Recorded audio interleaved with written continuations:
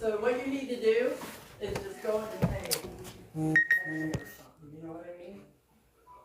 Yeah, or 2 years. Yes, pay it, it's done. One last thing you have to worry about, 6 months or a year from now.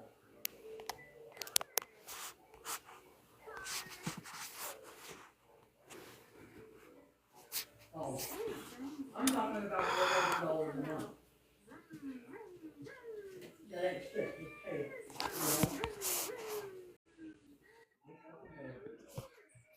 Hey, Miss Pam. Okay, so look, you're gonna have to go to the settings, and then you'll see the option to mute, and I'm then trying make to sure find it you. now. Okay, hold up for a second. Come on, okay, hold up. Do I have to go back out? No, you should be able to mute. Hold up for a second. Is it on the 3 dots? Yeah. Okay, the 3 dots. No, Sorry. click Mute on my, the picture on the host box, okay. and then you should see the little gear at the top. That's Yes. gonna be the settings. Yes. And then you go down and it says something about mute or sound, something. Hold up for a second. Wallpaper, allow guests, manage moderators, voice ring. So that was on the I'm sorry guys. Okay, so then it's the 3 box and the 3 dots in the bottom. 3 dots and it says mute microphone. Mm-hmm. Okay. All right, so you're muted now. Now you're gonna have to keep your phone down because I can see everything happening in your background. All right. So let me get my background going. Hello, everyone. Y'all come on in. Working things out. I'm gonna put up my winter background. All right. So now, Ms. Pam, you need to go to your click on where you like do the camera so that you can put the background up for the candidate.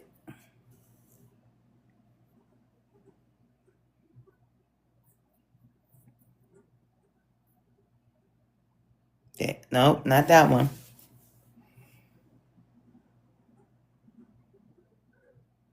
Yes, it's that one, but we need a different green screen.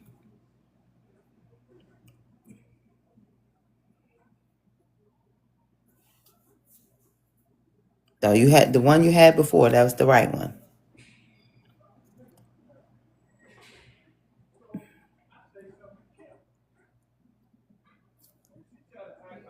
So the one that we have on on our page, it just has this with all them. I did the other one, but I wasn't able to make it smaller. I'm the one that did what to show the 2. So we only have that one right there. Okay. Sorry. All right, go back on mute. Go back on mute for me. Yes, ma'am.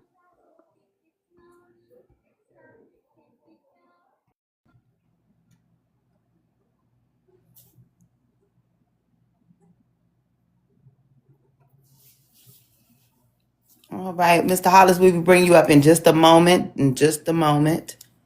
I'm gonna go down. I'm gonna come right back on my other page. Y'all, I'll be right back. I promise.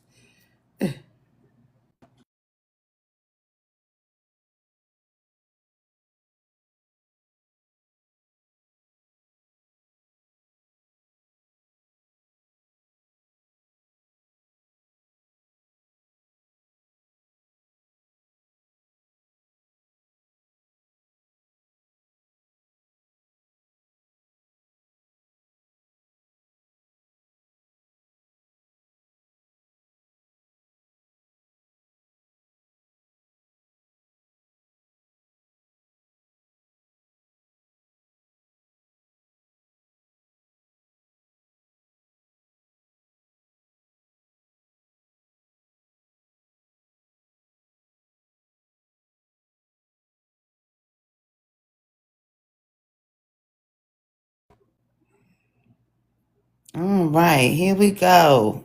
I think we got all the technical difficulties squared away, so we could get started.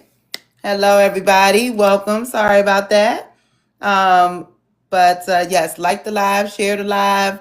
We're going to go ahead and get our candidates up here. We will be talking to Mr. HollisLewis and I believe Miss Shannon Welsh. So we're going to go ahead and get them born on up, and that way we can get this started. All right. All right. Hello, Mr. Hollis. How are you doing today? Hello, hello. Can you hear me? I can hear you. All right. All right. Is this your first time live? No, I've done this a couple times. Hold on. Trying All to. right. Great. Yeah. There we go. There you go. How you? I'm good. I'm Melanie. Welcome. And we did invite Shannon up, and want to see if she could come. Hold on.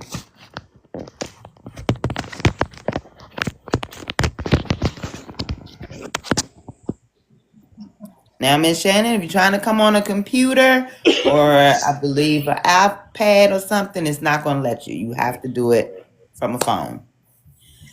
Unfortunately, I don't know why that technology hasn't happened yet, but Yeah. yeah. So welcome, y'all.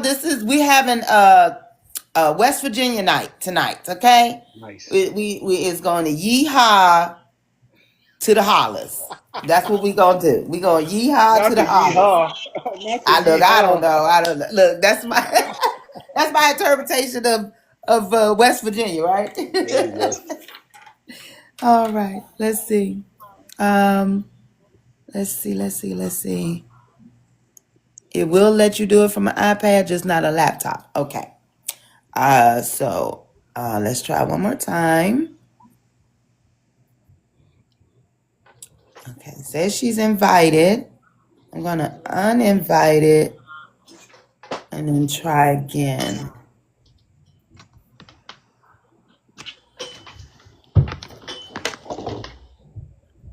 Okay, what is that? Can't manage this. Okay. I need the live to unpause. I see that, Miss Shannon. Give me 1 second. There we go. Perfect. All right. And I'll send you an invite. Just accept that invite. We have Mr. Birdie in the comments, who is from West Virginia, tuning in with us. So he's saying hey to you, Mr. Hollis. What's going on? How you doing, sir? Okay. Now you might know him by another name. Yeah, I know that's my guy right there. He be incognito, you know. Yeah. Be a little private on these TikTok streets. So okay. So I'm not sure what's happening Excuse me. with now OVC. Just be still. I got the rest of it, please. Thank you. So I don't know why it's not letting me bring up. Let me cancel it one more time. All right, and then we're going to invite again. Now, Shannon, you should receive that invite.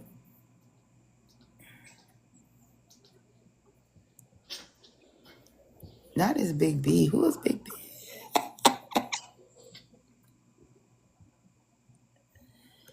All righty.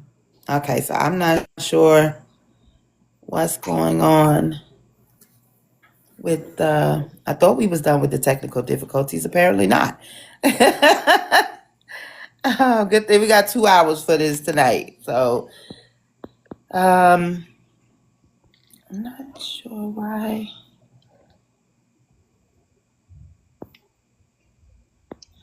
Again, Miss Welsh, are you on a phone?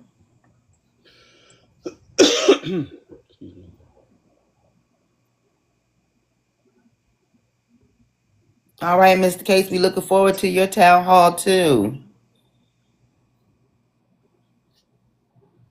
Okay, let me see. May need to let her up. You cannot do it from a desktop.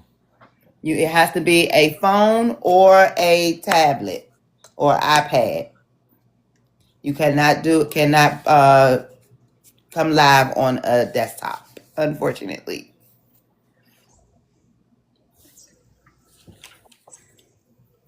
All right.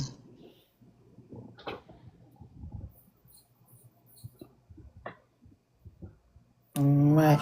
So why we and Miss Wells, soon as you get onto the other device, go ahead and hit the request, and I'll bring you right on up. Let me tell y'all a little bit about what I found out a bit about Mr. HollisLewis, who is running for West Virginia's House of Delegates, District 57. Now, Miss Shannon is running for District 70, also in West Virginia. So they are wanting to run the state house of West Virginia. Okay, these two folks here. Well, I have that you are, like I said, running as a Democrat, correct? Correct. All right. And you are currently a member? Yeah, I'm currently a delegate. So I got All elected. right. I got appointed in 23 and won my election in 24. Awesome. And 57 includes parts of Charleston and Kanawha? It's in Kanawha County. That's the county where, as far as the cities that I represent Charleston, South Charleston, and Dunbar. Okay. Charleston County and Kanawha? Say that one more time for me. Kanawha County. Kanawha. That's Kanawha County. Okay. He was born and raised in Charleston. Currently lives with his wife, Alicia Lewis, and their 4 daughters there. Yeah. He's earned a bachelor's in science and criminal justice from West Virginia State University, and later completed his Juris Doctorate at Southern University Law, SU alumni here, Law Center in Baton Rouge, Louisiana. Yeah. He served as a Kanawha County magistrate judge, worked as a federal law clerk, and taught criminal justice as an adjudicate professor. Yeah. Correct? Adjunct professor. Adjunct. Okay, look, that my I don't know my lawyer talk. Okay, adjunct professor. He was appointed to the House of Delegates in November 2023 and subsequently elected to continue serving in 2024. If I'm correct, right? Correct. So his platform focuses on expanding access to affordable health care, strengthening public education, supporting small and minority-owned businesses, improving infrastructure across urban and suburban areas, and ensuring a more equitable justice system. Correct. So this sounds great. And now that we have Miss Shannon up here, hi, can you hear me? All right. Yeah, so we can hear you great. Let's see. Expand both. Hold on. No, I could do both now. Boom. There we go. Put y'all two in the box, okay? So Miss Shannon is also running as a Democrat in West Virginia, as I said, in District 70. And that includes communities in and around Clarksburg, which is Harrison County. She's a lifelong West Virginian, and she is running to bring practical, community-focused leadership to the legislature. Her campaign highlights her deep roots in the region and her commitment to improving quality of life for working families, seniors, and young people who want to build their future in West Virginia. Janet has pledged to listen to constituents, address the rising cost of living, and make sure state government works for the people, not special interests. She aims to bring fresh perspective to Charleston and ensure that the voices of Harrison County families are heard. Is that correct, ma'am? Yes, ma'am. I know that's right. All right. So again, this is our first time doing a back-to-back like this, or a double panel. Can one of you explain why it was important for you to do this together? Well, I think in West Virginia, currently our state house makeup, we have 11 Democrats. So that's out of 134 state legislators. We have 11. So we have 2 in the Senate and we have 9 in the House of Delegates. So I think it's important not only that we, try to bring some balance and some sensibility back to our state house, but we also have to show solidarity amongst one another. So we have to support each other in a variety of ways, and whether that's sharing knowledge or just sharing platforms or sharing resources. So it's important that we do that, and we let people know that it's imperative, particularly for a state situated like West Virginia, to have balance and have candidates who are working on behalf of the people, and as Ms. Welch mentioned, not for special interests or for groups outside of West Virginia who want to drain our resources, but without giving anything back to the people. And to reiterate what Hollis just said, those 11 people. So we have out of 100 in the House of Delegates, 9 of those 100 people are Democrats. That means 91 are Republicans. So we've got 9 versus 91 in the House. We've got 2 out of 34 in the Senate. So those 11 people are a really small group of people, and we're really trying to stick together to bring this home. Okay. All right. That sounds like, I was about to say, teamwork make the dream work. That's how I had looked at it when I said that we're going to do this together, right? All right. So let's get started with a quick little icebreaker. I'm going to ask each of you to give me your favorite book recommendation. So I can go first. The one that I was just reading, that someone might be able to pull up the exact title of it, but it was one of Ruth Bader Ginsburg's that I've read most recently. And Ruth Bader Ginsburg, if people aren't familiar, she got the nickname later in life, the notorious RBG, and that was well deserved. She built a life that was shared in that book that was met with adversity. On my side, being a young female in the legal profession, getting second guessed, getting met with all types of aggression from people that didn't believe that females can step up to the plate. She had the same exact education as her husband. She her husband got sick with cancer. She took all of his tests. She did her work and his work, and then stood up for the rest of her legal career to make a difference in the Supreme Court as a justice, fought for Roe v. Wade to the very end of her life. That book what made an incredible difference in my life. Oh, perfect. And Mr. Hollis? Up from Slavery by Booker T. Washington, his autobiographical novel. Not novel, but autobiographical book. It should be required reading for every single West Virginian. It is the story of Booker T. Washington, how he, up from slavery, walked from Virginia to Malden, West Virginia.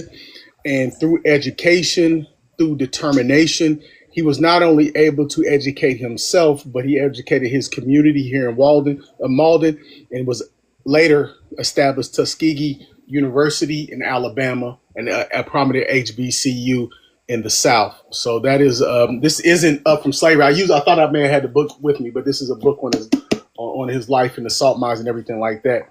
So, and again, it should be required reading for every single West Virginia. It's a great story of determination and his ability to work with the masses while staying focused on the prize. All right. So we got Up from Slavery for Booker T. Washington, and I didn't catch Ruth Gator, her book, name. One of her more recent memoirs. Let me get you. Okay. Yeah. And a book on RGB. Yep. So that two people. I mean, like we can't. Those are 2 great Americans right there. Yeah. So I'm so excited to speak to y'all. I forgot to introduce myself and who we are. I am Melanie. I am your moderator today for OVC. OVC is short for Our Vote Counts, and we are a nonpartisan movement uniting Americans from all walks of life to empower voters, support candidates of integrity like yourselves, and ensure every voice is heard. Now, through education, outreach, accountability, and action, we are trying to build a stronger democracy, one informed vote at a time. So we ask everyone to join us at every town hall, because your vote is your power. So you have to be informed with who you're voting for. So as again, for everyone who does not know, we are talking to two candidates here who are running for House of Delegates in West Virginia. We have Miss Shannon Welsh and Mr. HollisLewis here, and they're gonna tag team me today. But I got some questions for them. So we're going to start with economic development. Okay, so my first question on economic development, Ms. Shannon, you've emphasized the need to revitalize local economy in Harrison County. What specific steps would you take to attract new business and create stable, good paying jobs for residents of District 7? Sure. So, I've got a master's degree in business recently. I graduated in 2024 and got my MBA. So I've built a career in the meantime in working in business, and now I'm able to put it into practice. And I think part of what brings new business to the state is it involves sales a little bit. You kind of got to sell yourself. So when you are a representative for an area, you are tasked with being that face, that brand of your area. And to attract new businesses, you need good representatives to be in there that can have conversations with these people. Tell them why it is beneficial to be here, why they are going to make money, not just, we're a cool place to be, blah, blah, blah. Go through A to Z. Tell them this is exactly, what the traffic is in this area. Come to them with stats, come to them with real numbers, and then be able to negotiate on these people's behalf. Be able to say, this is why I'm better than this part of the county. This is why I'm better than here. This is why I'm worse than here. Maybe I work with Hollis, and Hollis has, a better spot for a new data center. And we've got to work together to attract those people. But I think a big part of it is having representatives available that are competent in business and able to have those discussions when the opportunity comes. Absolutely, absolutely. Now, she's working on revitalizing the small businesses and the economy there. You're going to be taking steps to help not the minority-owned businesses and small businesses. Correct, Hollis? So tell me what steps you're going to do to help that demographic of people. Well, I think, when we talk about specifically minority business and just businesses in general, in the whole pantheon of economic development, I think it starts with we got to make sure that the people who are currently working are fairly compensated. So when we talk about our essential workers, when we talk about our teachers, when we talk about our police officers, when we talk about our EMS workers, our 911 staff, we want to make sure that they are compensated to a degree that they can effectively do their job, and that way they would have money and extra resources to spend in the community, whether that's buying a house, a car, or just entertainment within their community specifically.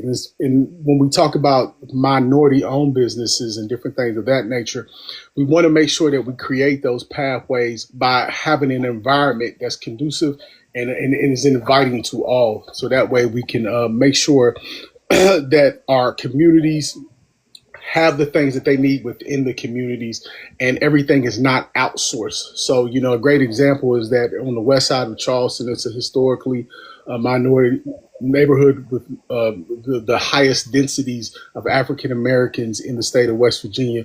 There's recently, I think he celebrated the 1-year anniversary of Miss Ruby grocery store and corner store. So we want to have businesses like that are not only just minority owned business, but minorities that are needed within the demographics that and within the location that they can serve the people. For example, I think 25% of West Virginia is in a food desert. So we want to make sure that we can provide help and provide resources, whether that's through small business developments or governmental or just private investment.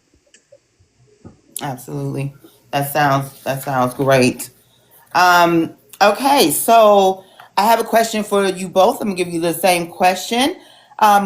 Working families struggle with childcare, housing, and rising costs, all of which affect economic stability. What steps would you take to strengthen family support policies that help residents stay employed and financially secure? So I'm going to go ahead and go with you first, Hollis, and then we're going to send that to Miss Shannon.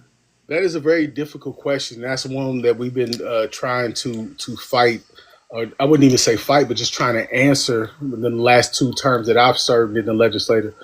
One of the things we've sort of come around to is that we have to be creative in how we answer those questions, because childcare is not only becoming unaffordable for the people who need it, but it's also becoming unaffordable for the child care centers, because they're running basically at cost.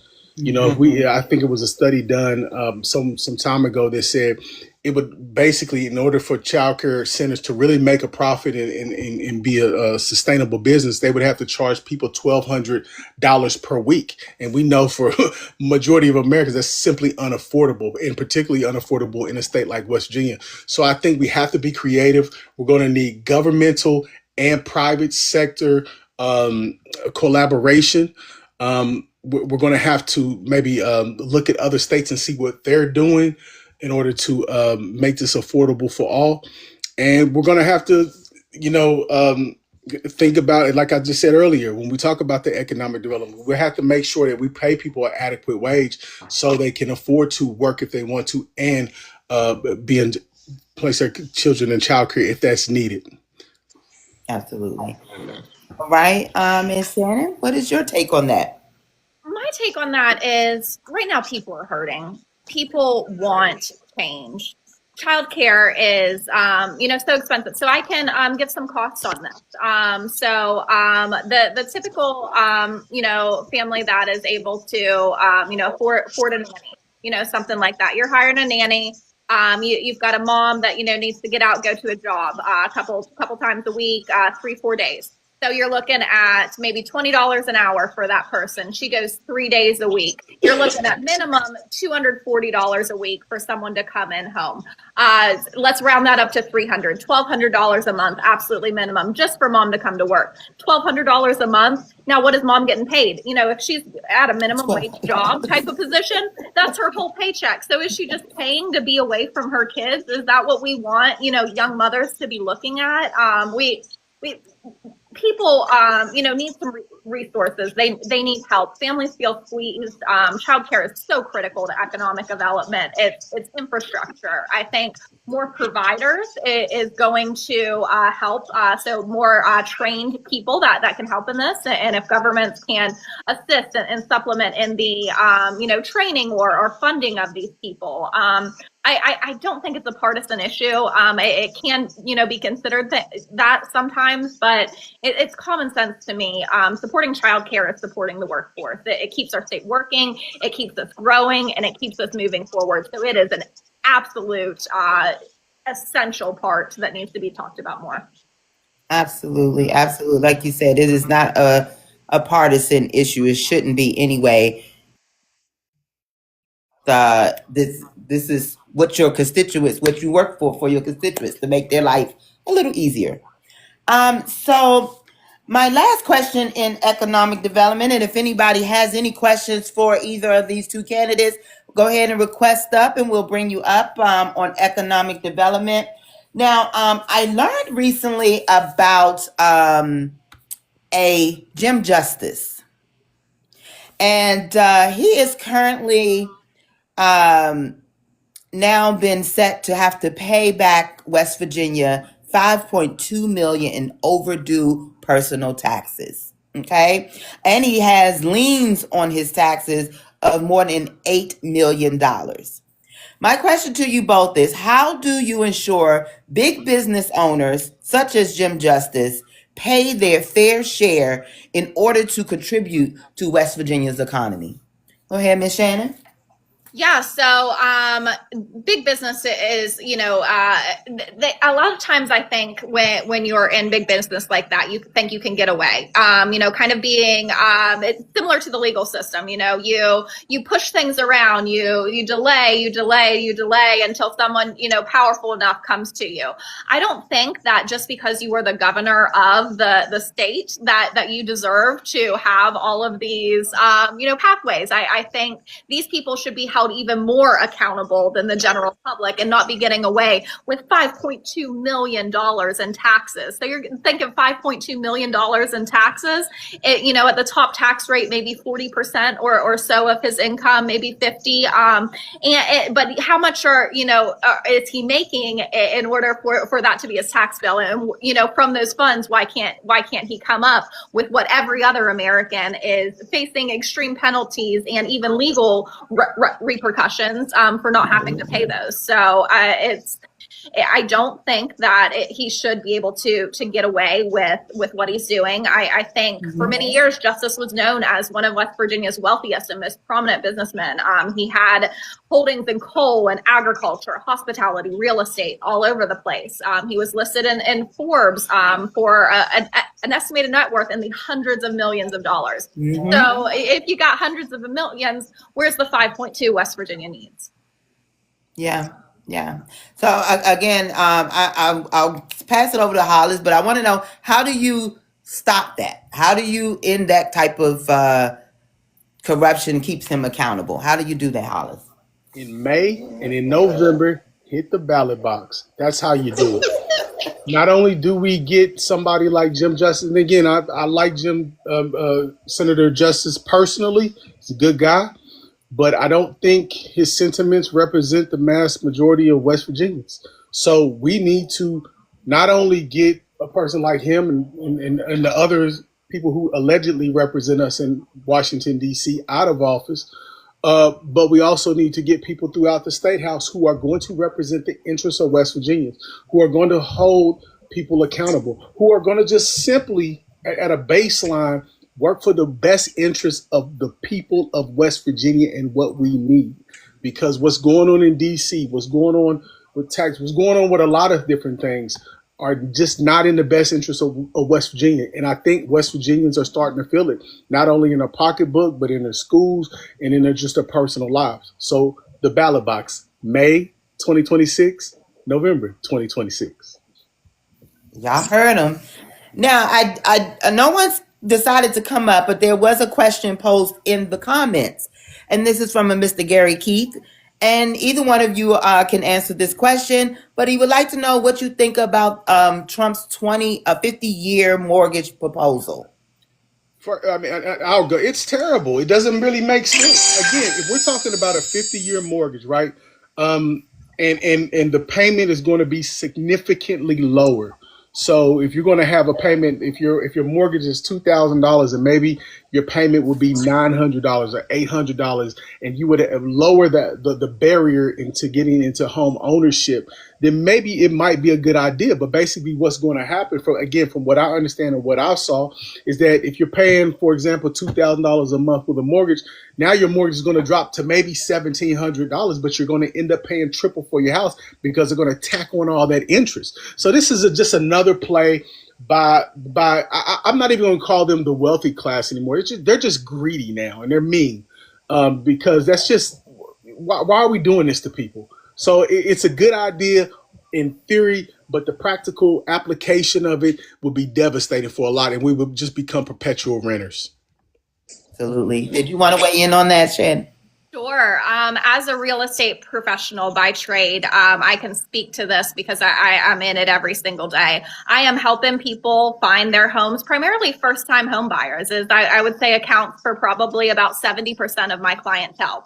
So these people, we're seeing stats recently. I saw a national poll release that the first time that someone is buying a home is, number one, the highest age that it's ever been in the United States. So people are having to wait longer and longer. So the proposal that Trump's introducing, it's allowing home buyers to take out that 50-year mortgage instead of the traditional 15 to 30 years. So the aim is, like Hollis said, to reduce those monthly mortgage payments to make home ownership more accessible. But what comes into play is you're looking at a much higher lifetime cost. The loan spans the 50 years. The total interest paid over the loan tends to be, much greater than it would be on a 30-year mortgage. So double, triple, that type of thing. There are programs that are available to people to help out with this type of thing that come into play. So funding to these programs, like USDA programs, like the First Time Home Buyers Association, can happen to where there are incentives for these banks to give first time home buyers. Maybe if you sign up with us now, we'll waive the first year of interest payments. That type of thing.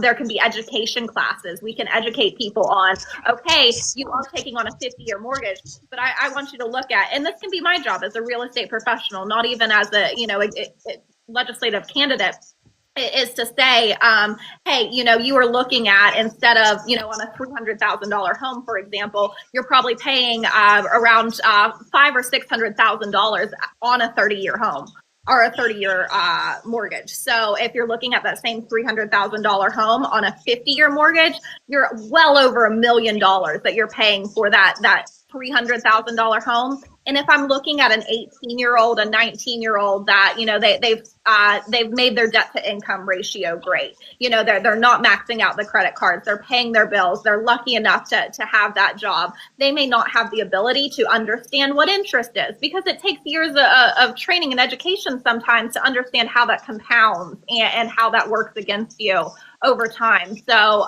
you're not always going to get professionals that want to, explain that to you. You're going to get people, realtors specifically, that are going to say, just want to sell as many houses as they can. You get that 50-year mortgage up, and they're going to be able to sell more houses, but is that right for the people? So, if it becomes a thing and realtors, you have bad apples, you have good apples, that they aren't explaining it, then we're just looking into more debt. Look at the United States, how much debt we're in. Do we have the citizens in that same amount of personal debt as our country is? I don't think that's bad. That's not good at all. So when you do your town halls, and people might have that question for you, and say, you could say, well, I kind of know what I'm talking about, so y'all listen to me. Don't do it. So we're going to go into healthcare and women's care. Okay. The first part I'm going to tackle is about mental health and substance use issues. They affect many households in the West Virginia regions. How would you strengthen access to treatment programs, counseling, and recovery services so that women, families, and underserved communities receive timely, affordable care? Well, this is kind of right in my wheelhouse. Part of my day job is that I work in this space. I'm a West Virginia CIT project director, and we work with law enforcement and first responders in order to build a better response to persons in crisis. I think one of the things that we must do is that we have to create a system. I know some other states, such as North Carolina, they have behavioral health ERs and behavioral health urgent cares. So we need those sort of centers in West Virginia because a lot of times what happens is that if a person's in crisis, whether that's SUD or they're having some sort of mental health crisis, they have to go through our traditional hospital system to get a medical clearance, and then they will be transferred to whatever treatment facility, whether that's SUD or mental health, and that creates a clog in the system. So I think the first thing we need to do is we need to establish behavioral health ERs, essentially. We need to put more money, as I mentioned previously, into our EMS and our paramedical professionals, so they can do that medical clearance on the fly, and we can expedite those services. We need additional training for our law enforcement officers and our 911 and our fire departments in crisis intervention training and mental health and de-escalations. Up to 20% of criminal justice related dispatch calls, 20% of dispatch.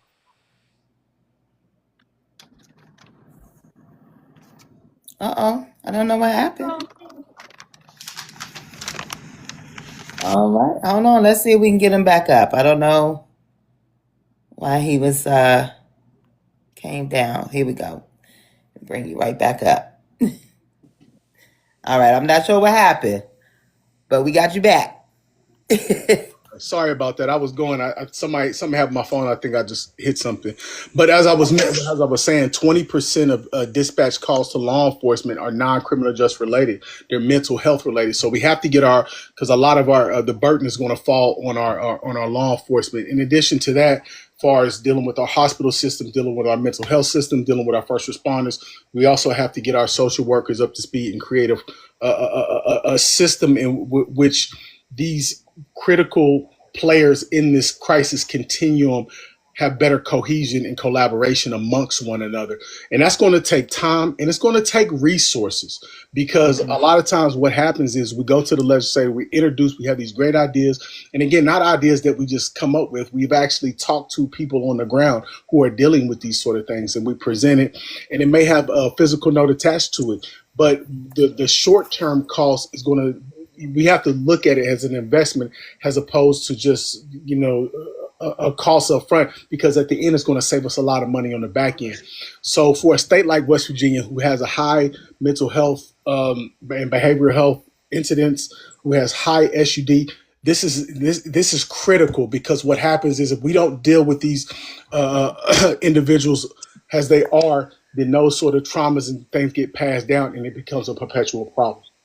Absolutely. Miss Shannon, I'm going to switch it up on you, okay? All right. So access to affordable health care is a major concern for families in Harrison County.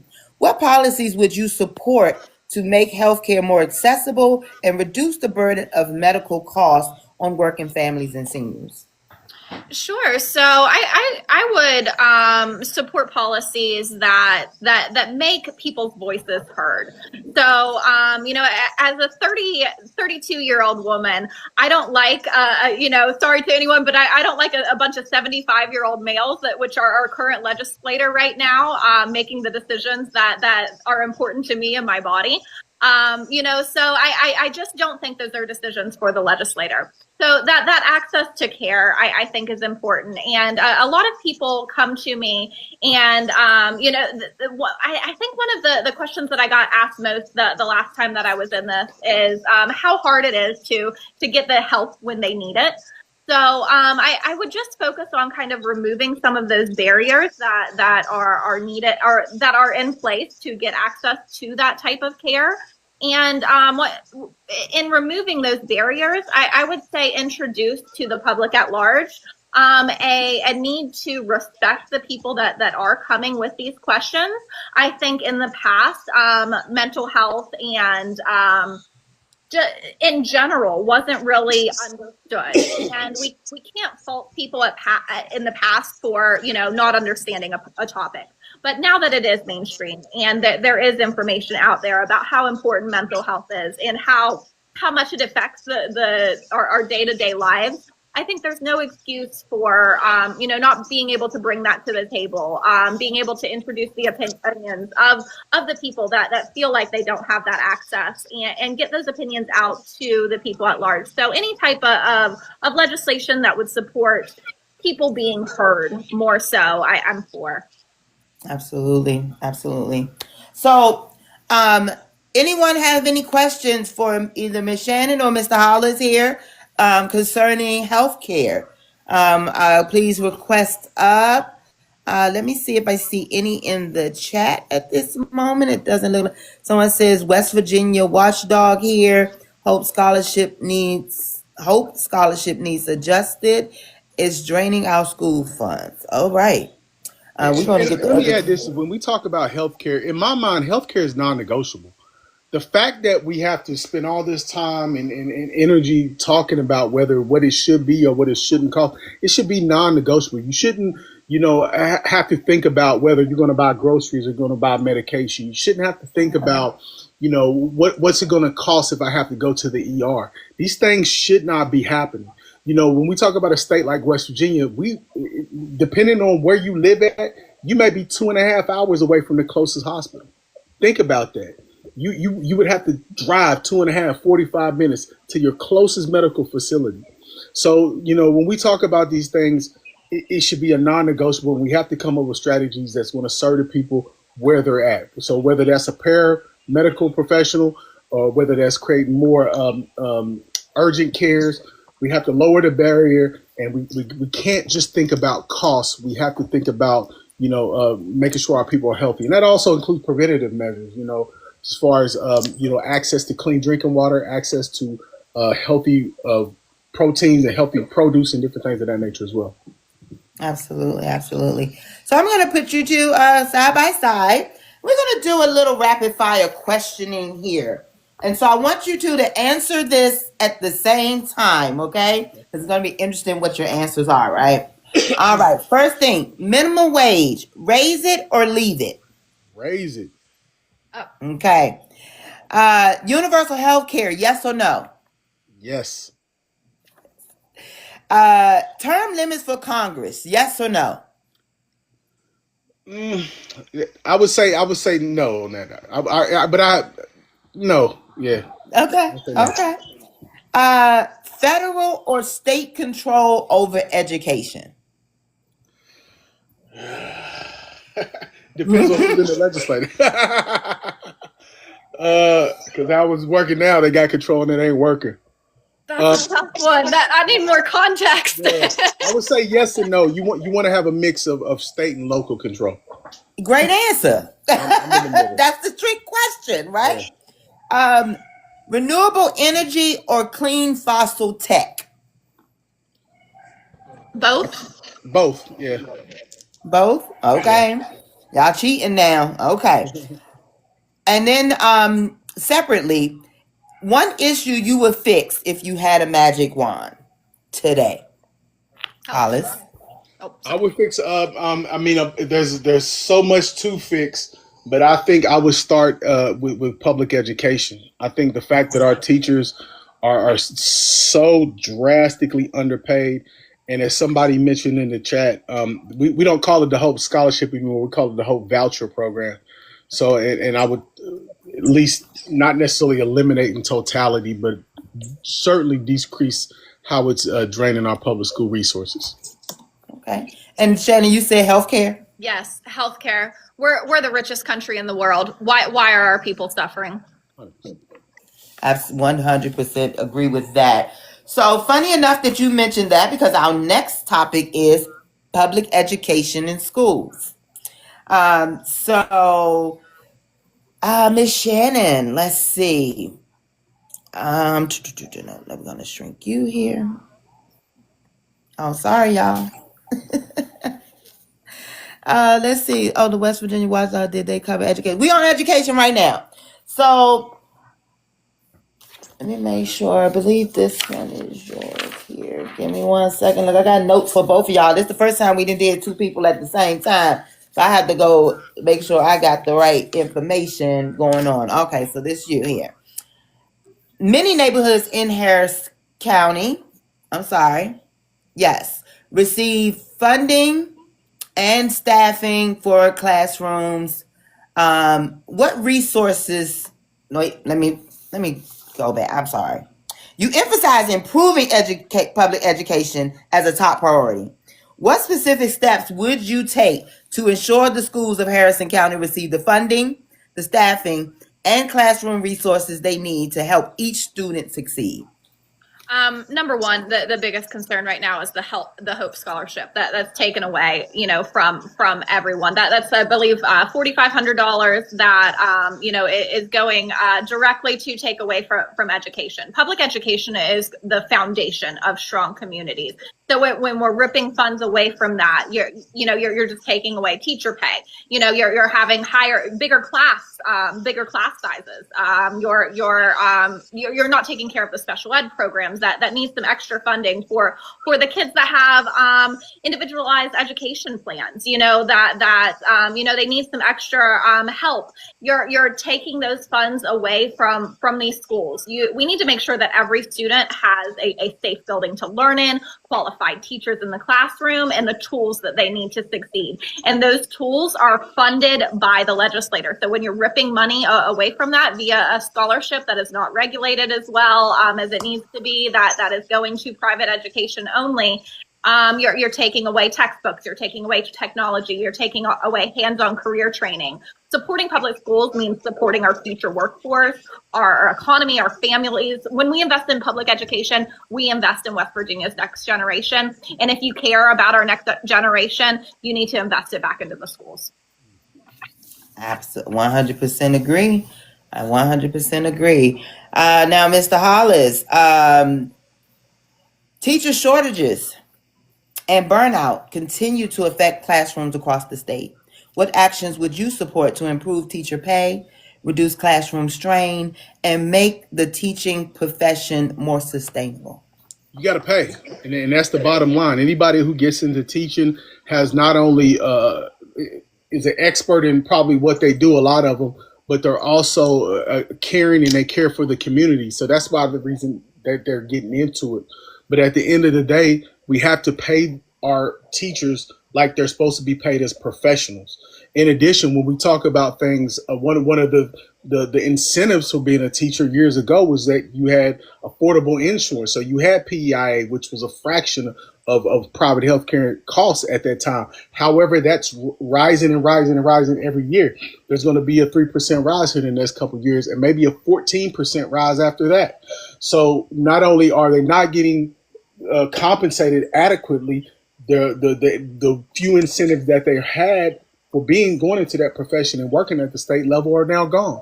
So we got to make sure that if we're not going to do anything about the insurance, which I think could be solved with not only medical marijuana sales, but also adult use cannabis if we chose to legalize it. But that's another story. So we have to make a concerted effort to pay our teachers more. No teacher should be entering the classroom, whether we're talking about IDD classes, whether we're talking about high school, elementary, less than $50,000, $60,000. And that's starting off, and that should be increasing. And we should incentivize teachers to get additional education, whether it's master's or doctorate degree or special certifications. So again, resources and compensation. Miss Melanie, can I make one more point about the PEIA? I'd like to tell a story about the PEIA. So the PEIA is the insurance for the state employees. And in my county, Harrison County, every single one of our representatives voted to increase the premiums for PEIA, every single one of them. So these premiums that got a vote, I think back in 2023, to increase these premiums. I spoke to a gentleman I play poker with. He works at the Department of Corrections. These are jobs $13, $14 an hour. This gentleman told me that he is going to get a 20% increase on his insurance premiums at $13 to $14 an hour when he's given 2 decades of his life to his company. 20% raise on his healthcare premiums to keep doing the same thing that he's done. He's been so loyal to these people. And that is something that's telling me, he said, where am I going to find it? Where am I going to find that 20%, Shannon? Where it coming to me? So what I'm telling him is you shouldn't have to. I want to get into the legislator because I don't think someone that has given 2 decades of his life to the corrections department, and plenty of other teachers, nurses, anyone that nurses was the wrong profession, teachers, state employees, your 911 workers, that type of thing. Anyone on the PEIA is going to be searching for another potentially 20%, maybe even more out of their pocketbooks to go to these insurance premiums. Where is that coming from? And please don't tell me that it's coming out, food out of their kids' mouth, because that is unacceptable. That is absolutely unacceptable. And for a state like West Virginia, we have 1.6 million people. We have approximately 300,000 people that work for some sort of state agency, and we have that many more people that are on PEIA. So this is affecting a large, massive point of our population. And then when they get them, increases in salaries, it's all eaten up by insurance. So they're not even our future delegate Shannon said, some of them are getting ate up. So they're not even getting the quote unquote raises. So it's a big problem, and it's one we have to solve. Not only here in West Virginia, but it's one we got to solve in Washington too, because it shouldn't even be happening. Yeah, and I think even more so, because these are state employees, they are paid from our taxes. So in order to pay them more, your taxes have to go up. Oh, we don't want to raise taxes, but you want to make them have more debt? Like it doesn't it's not making sense. I hear y'all 100%. I do have a couple of people here that want to come up and ask you some questions. Well, I got one now. So we have West Virginia's watchdog coming to the stage, and let's see exactly what questions they have for you all. Welcome to the panel. Hi, how is everybody today? All right. My name is Nicole Lee. I'm known as the West Virginia Watchdog. I'm a journalist out of Marion County. So it's so All nice right. to see you guys. So my first question to you guys is, are you guys aware of the school aid formula? I am not. Okay. I am, but again, I don't know the specifics of it, but I know what you're referring to. Okay, so the school aid formula is how much the state gives to each county according to their attendance, much funding they give according to their attendance. So the school aid formula hasn't been updated since the 80s. The school aid formula is the number one factor in why we do not have funding in our counties. So public education is what I'm the expert in. It is my number one thing that I cover. I cover corruption and the Board of Education, things like that. So this is what I'm an advocate for teachers. So the school aid formula is that if you ask any teacher or any school Board of Education, they will tell you the number one thing, even above PEIA or anything, even above the Hope Scholarship, it is the school aid formula. If we do not fix the school aid formula, none of the other things matter. The money that's going out of the Hope Scholarship, it is draining our schools, but without the school aid formula being updated, they still are being drained because we don't have the additional funding.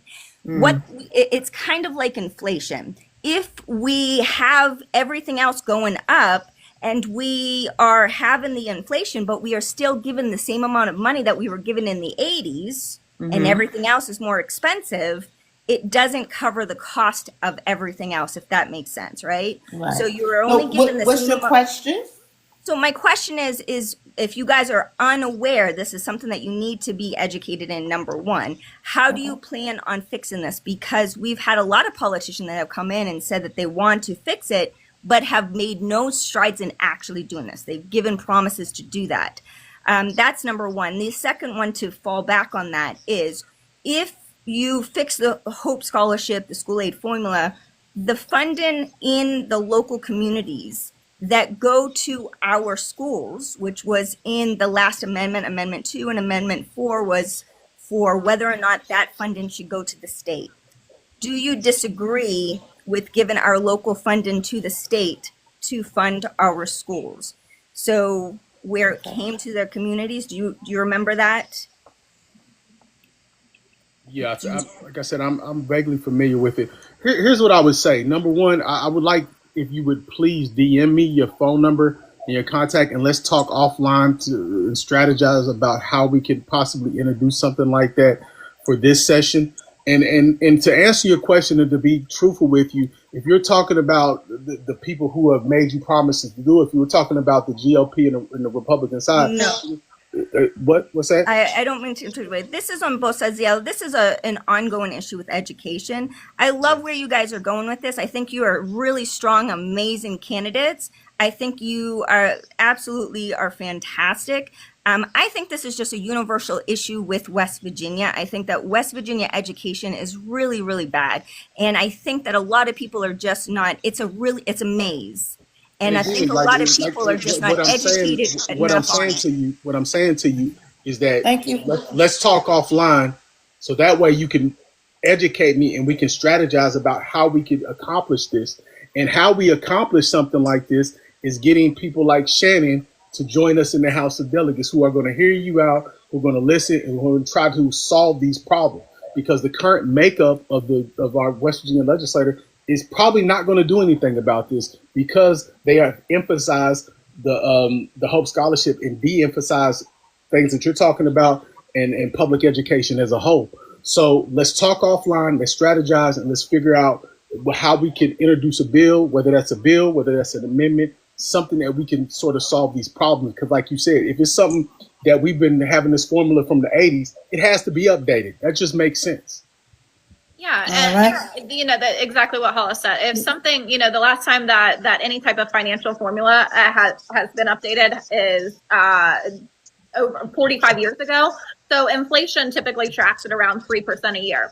So if you have a job and you are not making 3% more a year every single year, then you are losing money. It's the same thing. The dollar isn't worth the same thing that it was years ago. So if you've got a formula that's based in the 80s, number one, that's telling me that it's getting ate up by inflation. But number two, we've got the cost of living. We've got technology needs. Can you imagine the different types of technology needs that we had in 1980 versus 2025? I was born in 1993. So I don't know particularly what was going on in 1980, but I know we didn't have iPads. I know, kids didn't need to come home during COVID and do their schoolwork on an iPad.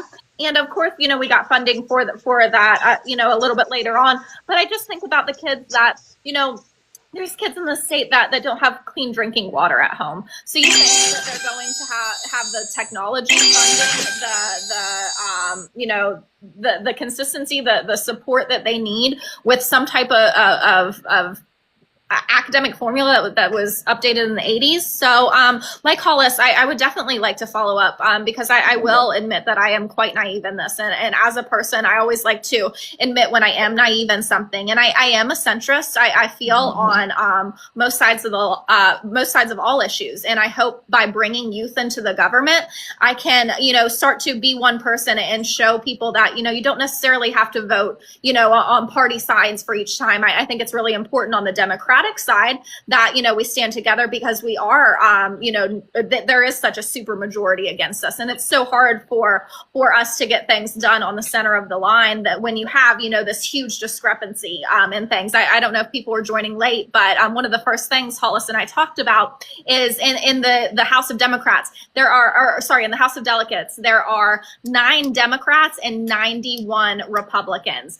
In the West Virginia Senate there are 32 Republicans and 2 Democrats. These type of things, when you get issues like this that are, across the line, you still are having those, us versus them thing. And if it's something that hasn't changed in the 80s, that's telling me that even the supermajority is not something that's getting this done. So we need to be able to all be educated. And like Hollis, I would like to be educated more in this formula. So that if and when I do get down there in November, if I do get the support that I'm hoping for to get down there, I am educated. And when it does come to the table, I can speak at large and be able to address these with information, with statistics, with numbers, ready to shut anyone down that comes to face me.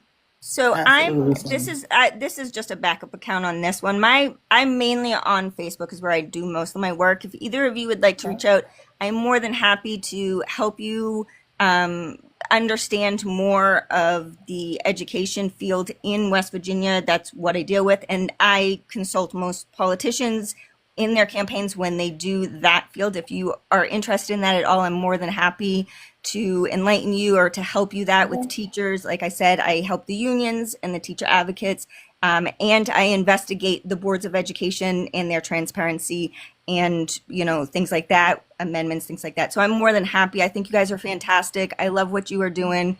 Any help I can provide, please reach out. Thank you so much. Ms. Nicole. Thank you for Melanie. coming up. I really hope you three get together and make things work for the state of West Virginia. Thank you again. Thank you for everything, Melanie. You're sorry.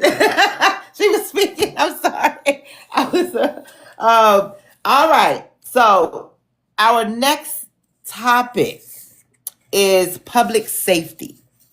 Now, the first thing I'm going to say, one of our chat members, audience members out here named Birdie said that him and Mr. Hollis worked on a, let's see, I'm trying to go back to see. It was a piece of criminal justice legislation that you two worked on, I guess a little while ago. Would you like to tell us a little bit about that? And would that help us today?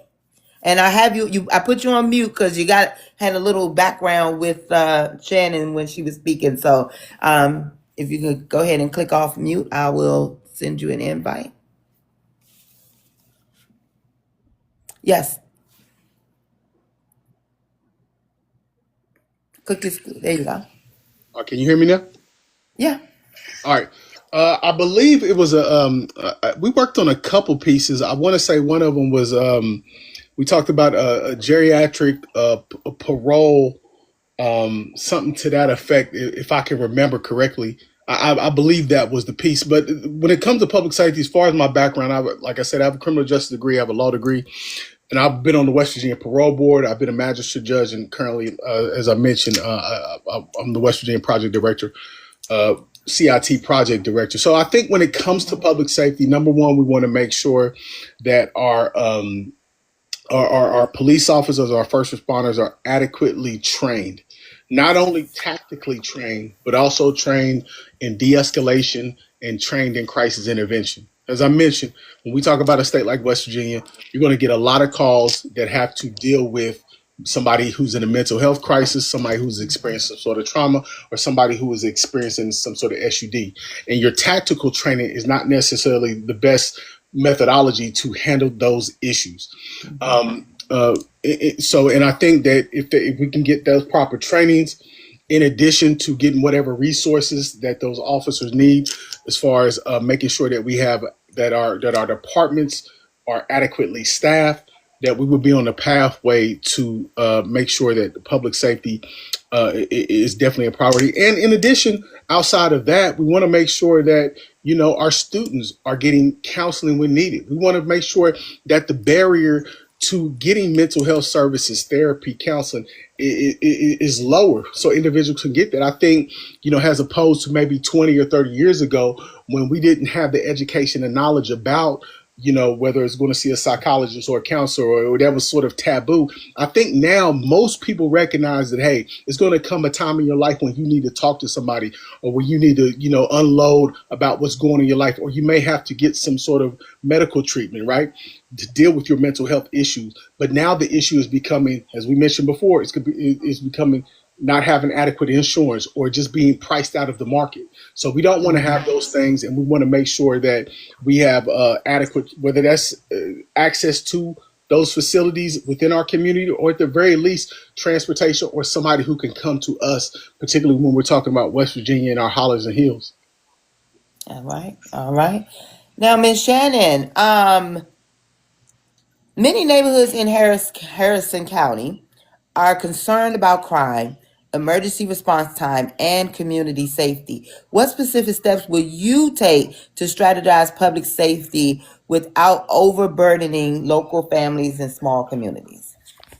Sure. So when you ask that question, one sentence comes to mind. It's cross-training of our police officers. So for that, instead of replacing our police officers or defunding them like you hear, or bringing in a social worker, putting them in an environment when they're not trained like a police officer is, and sometimes that ends up being an even more dangerous environment than it is when just the police officers are going in. So instead of replacing our cops, let's educate them and make them super cops. Let's really do that cross training instead of sending more people into a more difficult environment. So many of these people could just a class, they take classes all the time, but just some cross training I think would be very helpful to our police officers. Instead of taking them away, don't take away our police officers. It's already such a tough job. Let's give them more resources. Let's give them more training. Let's help them be better if they want to be better. Okay, so I'm gonna ask both of you this question. Hollis, you might be already with me. How will you both, telling me that the breakdown of Republicans and Democrats in the West Virginia House is lopsided? How can you convince the other side to increase the funding for these things, to provide the resources necessary, like the training classes? How can you convince that other side? I think be loud. be loud, be proud, be educated.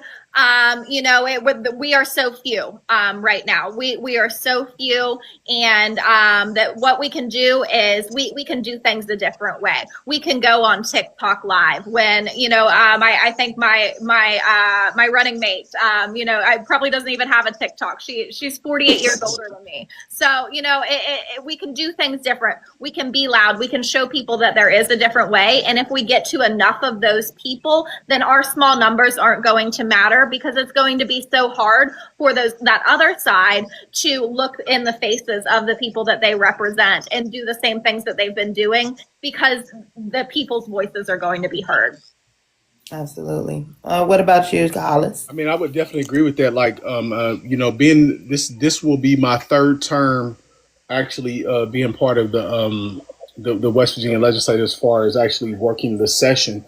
And what I found is, like, it doesn't matter the ideas that we have. It doesn't matter how good it is. It doesn't matter who it will serve at times, because they, like I said, the ball's in their court. So what we have to do is we have to get in front of the people. And that's kind of what we've done on the Democratic side. We've toured the state, a kitchen table tour. We toured, I think, 9 stops so far. We'll have our next stop the December 8th in Parkersburg. So we've been in every cross corner of the state, letting people know, like, look, number one, what are the important issues to you?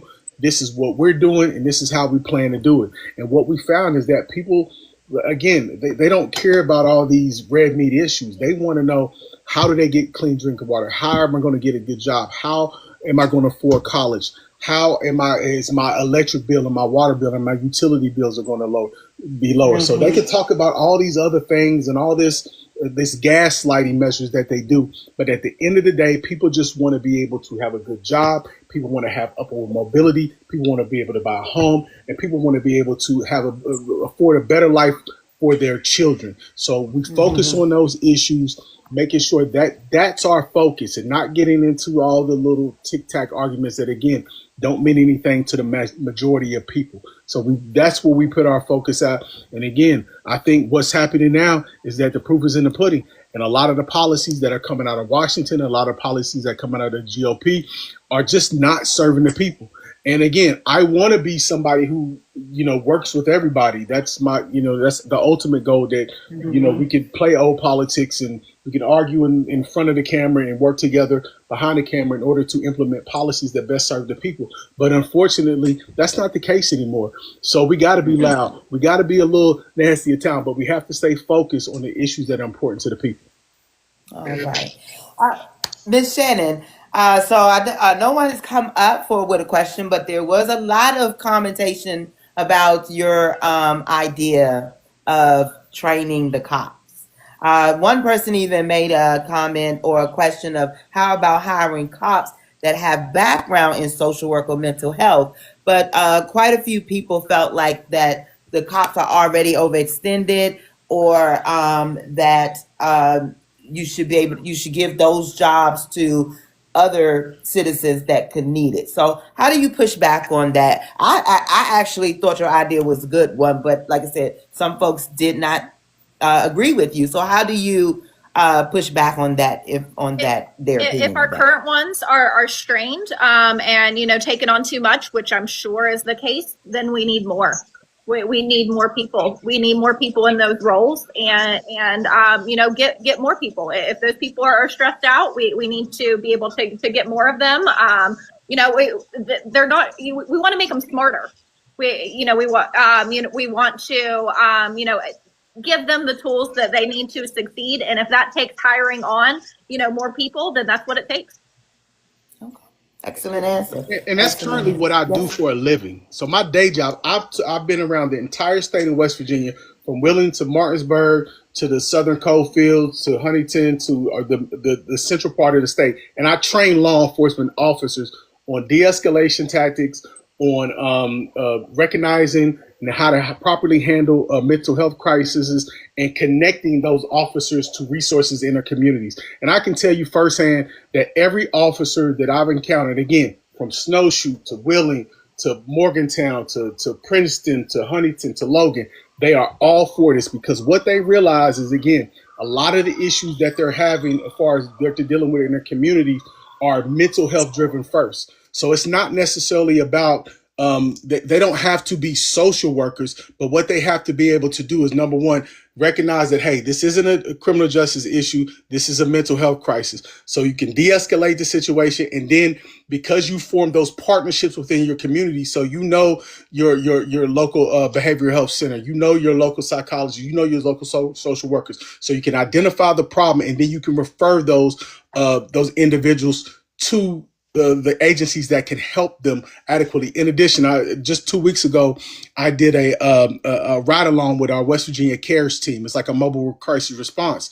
And we were basically co-responding with law enforcement. So law enforcement went into the scene, assessed it, make sure there wasn't no criminal stuff happening. And then they referred that person to us, and we got that person help at a local shelter. So these things are already happening around West Virginia. And again, it's just one of them things which we're a little bit late to the party. That's how we do in West Virginia. But we're going to keep striving, and we can get more resources and things attached to it. Again, we're working around the state, and this is something that's happening, and it's actually been very positive and good. Excellent. Like I said, I think that's a great idea. Like I said, a couple of people think that that's giving the cops more duty, but I don't think so. I think it's just equipping them. It's already what they're doing anyway. Like like I said, they're getting the calls anyway. 20 to 30% of dispatch calls are mental health related, so they're getting the calls anyway. Unfortunately. Right.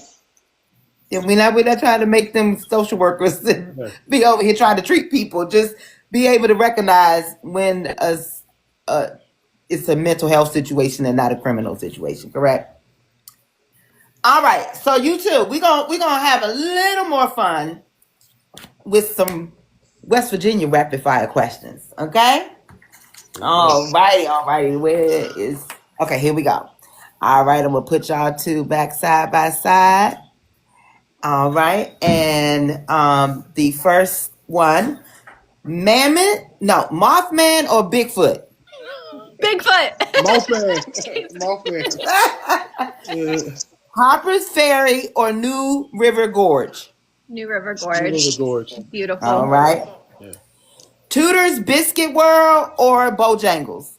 Tudor's Biscuit World. Not even a. Yeah. All right. Pepperoni rolls or biscuits and gravy? Pepperoni rolls. Gotta go biscuits and gravy on that one. All right. Who's friendlier, Northern West Virginians or Southern? Northern. Definitely Southern. All right. Do we like coal miners or country boys better? Both.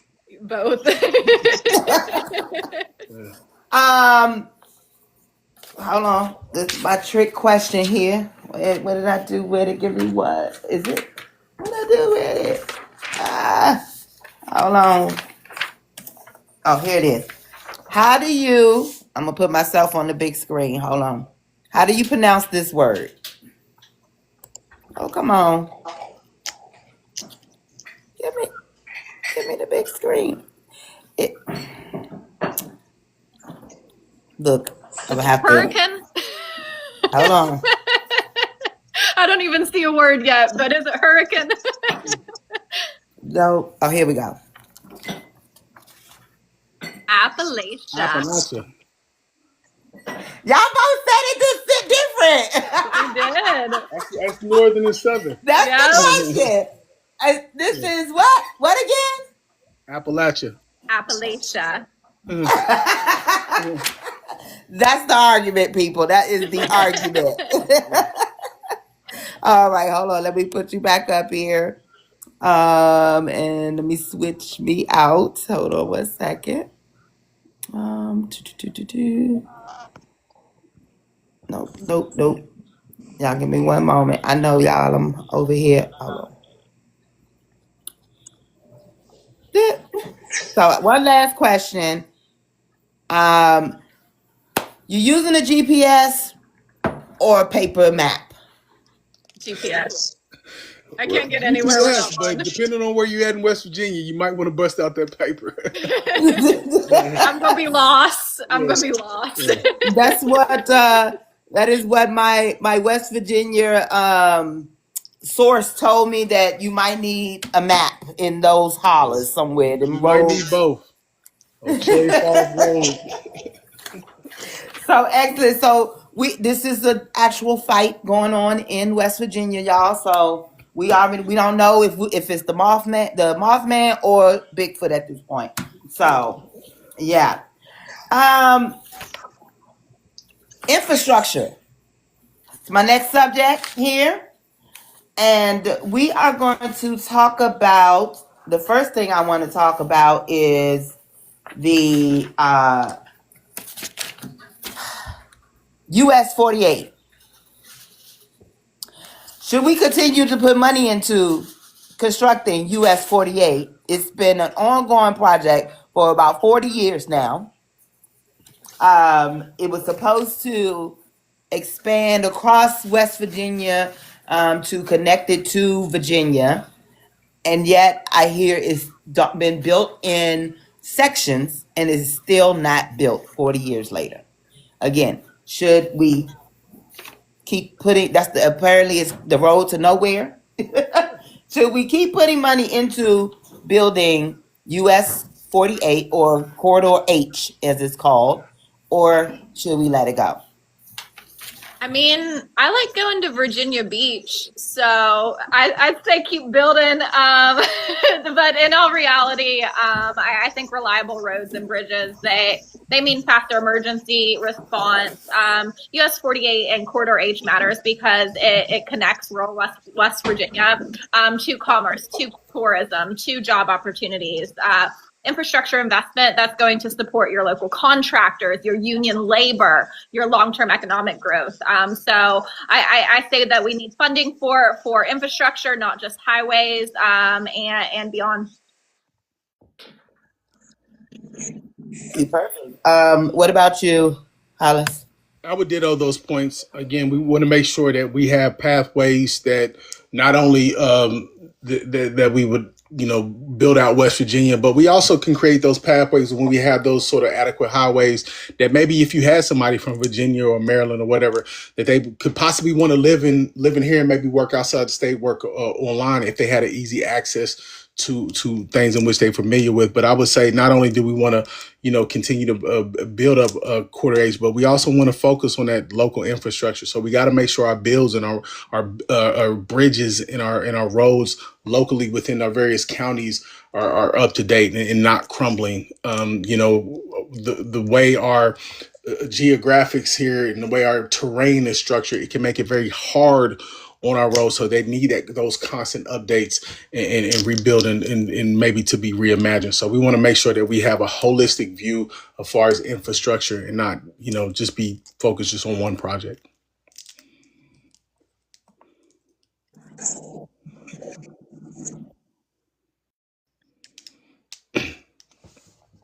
Melanie, I think you're on mute.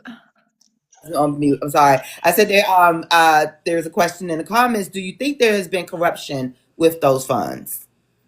It's been taking 40 years to build this connection. I mean, I wouldn't want to speak on that without having any sort of knowledge, so I couldn't say yes or no. Okay. I would say, depending on how high the funds are, I would make an educated guess that I'm sure there has been corruption with those funds. And I think West Virginia struggles with our infrastructure projects in general and planning.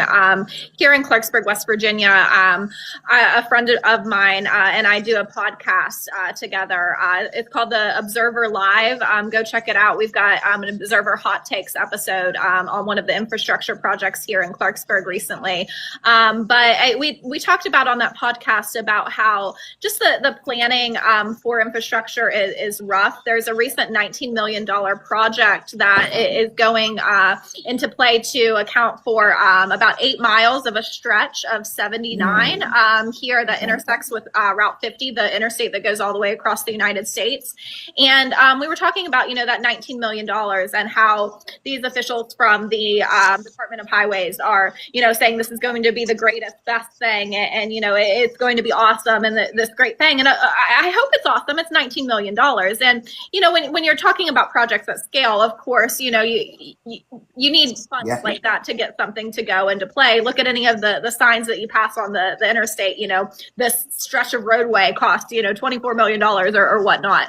But when those funds are at play, there are a lot of different elements that need to be managed. And I think West Virginia in particular could do a lot better job as far as the project management side of it. So when these projects do get started, managing them from the bottom up, having, people on the ground, not having a project manager that manages 15 different projects in 15 different states and expected to know what's going on in each of these cities. It doesn't happen. And a lot of these funds, the corruption that I suspect, I'm not saying that I know there is any level of corruption in this at all. I'm just saying that I know when you get into large funds of money like that, I absolutely see that something like that could be possible. And I think the management, the project management specifically of these type of things are going to be helpful in minimizing any type of corruption. Absolutely. What, you wanted to say something, Hollis? I saw you trying to get in there. I agree. Like I said, I can't speak on as far as corruption, but to Shannon's point, we want to make sure that these projects are managed correctly. Correct. So reliable broadband has become essential for education, healthcare, and economic growth. How would you work to expand high-speed internet across both districts 70 and 57, especially in underserved and rural areas? It's on you, sir. I mean, this is a major issue here in West Virginia. Where I live at, I live in, an area, it's a pretty nice area, but, if I don't have internet, I can't make a call. Like, I literally don't have cell phone service, and I live inside the city. I don't live in a rural area. So this is not only vital just far as a practical matter, so people can, make phone calls and do different things of that nature. But when we talk about economic development and we talk about attracting people to our state, we have to make sure that we have adequate broadband, we have the fiber optics, we have the things necessary. So maybe somebody wants to move to West Virginia and they have an online job. We want to make sure that that's adequate. We want to make sure that our kids, I don't know, my kids don't even have textbooks anymore. It's all on the iPad. So if you don't have access to broadband and different things of that nature, then you can be behind educationally. So it's going to be one of them things that we're going to have to not only, depend locally, but those are federal issues too, as far as making sure that we are able to do those things. So we have to have representatives in place who are going to push and fight for those things. Absolutely. No, Miss Shannon, you can't talk about this. This is your question is. West Virginia has faced, I know, right? West Virginia has faced persistent environmental challenges, including water contamination, industrial pollution, and storm damage. What actions do you support to protect public health and ensure environmental problems are addressed quickly and transparently? So clean drinking water is not a luxury. It should not be a luxury. In Clarksburg right here, we have a major issue right now with lead in our drinking water. We've had, EPA level involvement with lead being involved in our drinking water. So the lead pipes, the way that it goes is these pipes, were built back before that we knew lead was as bad as it was. So in real estate, and we've got and so in 1978, there is any house built before the year 1978, we have to put out a 16-pager. Anyone that buys a house in the state of West Virginia, if it was built before the year 1978, that is when we realize that lead is bad. So we have to notify people at large. If you're going to be doing any painting, any sanding, make sure you encapsulate these things. Make sure you protect yourself. These are the dangers. These are the risks. This is why this stuff is bad. And we have to notify the public at large. So tell me how now, if we're notifying people about something in 1978, we realize that something bad is going on, that in 2025, we are just now starting a project in Clarksburg, West Virginia, to start to remove the lead out of the lines. There is a chemical that is put in that's supposed to help. It's called orthophosphate, I believe, that it does some type of, it works with it. So they've been saying, that that's used to help. But if you talk to anyone that I know, that I've spoken to, how much lead do they want in their water? None. We're just starting this. We found out lead was bad at least in 1978. And as a real estate professional, we are having to notify people at large in detail, every single, health risk, that type of thing. Why is our government allowing these type of things to continue to exist and not even having to notify us that they do until they get sued, until there's a major lawsuit, until people are getting sick, until people are having neurodevelopmental issues, until, the case studies come out years later. We knew that it was bad. Why wasn't something done a lot sooner? Melanie, you're on mute again. Yeah, and I put Mr. Hollis on mute again too, because I don't know. It's maybe the way your phone is on the stand or whatever is causing a little static or something in the line. But we have someone that would like to come up and ask a question. Well, we look like we have two people. So I'm going to let this lady up first and see what she has to say. Well, maybe not. I think she changed her mind. So we're going to bring up Mr. Mike here. Hello, Mike. How are you doing today? Welcome to the panel. Hello. Glad And to Mike, be here. I have been reading comments. So am I correct that you are from West Virginia? I am not from West Virginia. I'm Okay. from Wisconsin, actually. Oh. I'm actually running for Congress up here, and I looked at your channel and was like, oh, I that sounds like something I want to take part in. I was going to comment on both of your last questions. Hollis, you were talking about broadband. And one of the things that came up when I went to a farming conference was the fact that most modern farm equipment does not run without internet connections, does not actually function, not just like with the advanced abilities that it has, but some of it won't run at all. And that was something until I went and talked to farmers, it really didn't even occur to me. But he was like, yeah, look at all this farm equipment. If I don't have broadband, I'm not able to run it.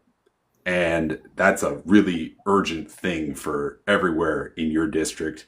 And I know in mine, like that's a problem. And I was also going to comment on what Shannon was saying, because I used to be a hazmat tech. And I know quite a bit about all the things that they discovered were really, really bad for you in 1978, because that was also when they discovered and made aware the general public that asbestos was really bad for you. And think how quickly we worked to see that asbestos and lead in most places was abated. If you still have lead in your pipes, there is no lower limit where it's safe. There is no, oh, it's okay if you have this much. It's zero. And it is really, really a problem. So I didn't have a question for you per se, because I'm not really familiar with West Virginia politics, but I heard those questions and I was like, oh my God, those are definitely pertinent. Mike, we've got a person on our water board claiming that we are winning taste awards right now with lead in our water. Yeah, I mean, you win taste awards because you forget how to think. Like, it literally causes brain damage. It is one of the reasons. It is one of the reasons why they were so careful about putting in paint, because children were getting brain damage from it by just, accidentally, like, doing what kids do and mouthing on a piece of paint, and it's lead paint. It is a real issue, and it is one of the most toxic chemicals or minerals that you can come in contact with. Absolutely. It's like, we are really careful with it. Hopefully we could get this by 2030, we can get this under control, and this will no longer be a problem in any of our states. cities, towns. And the And this is broadband too. I mean, you brought up the internet connection and stuff like that.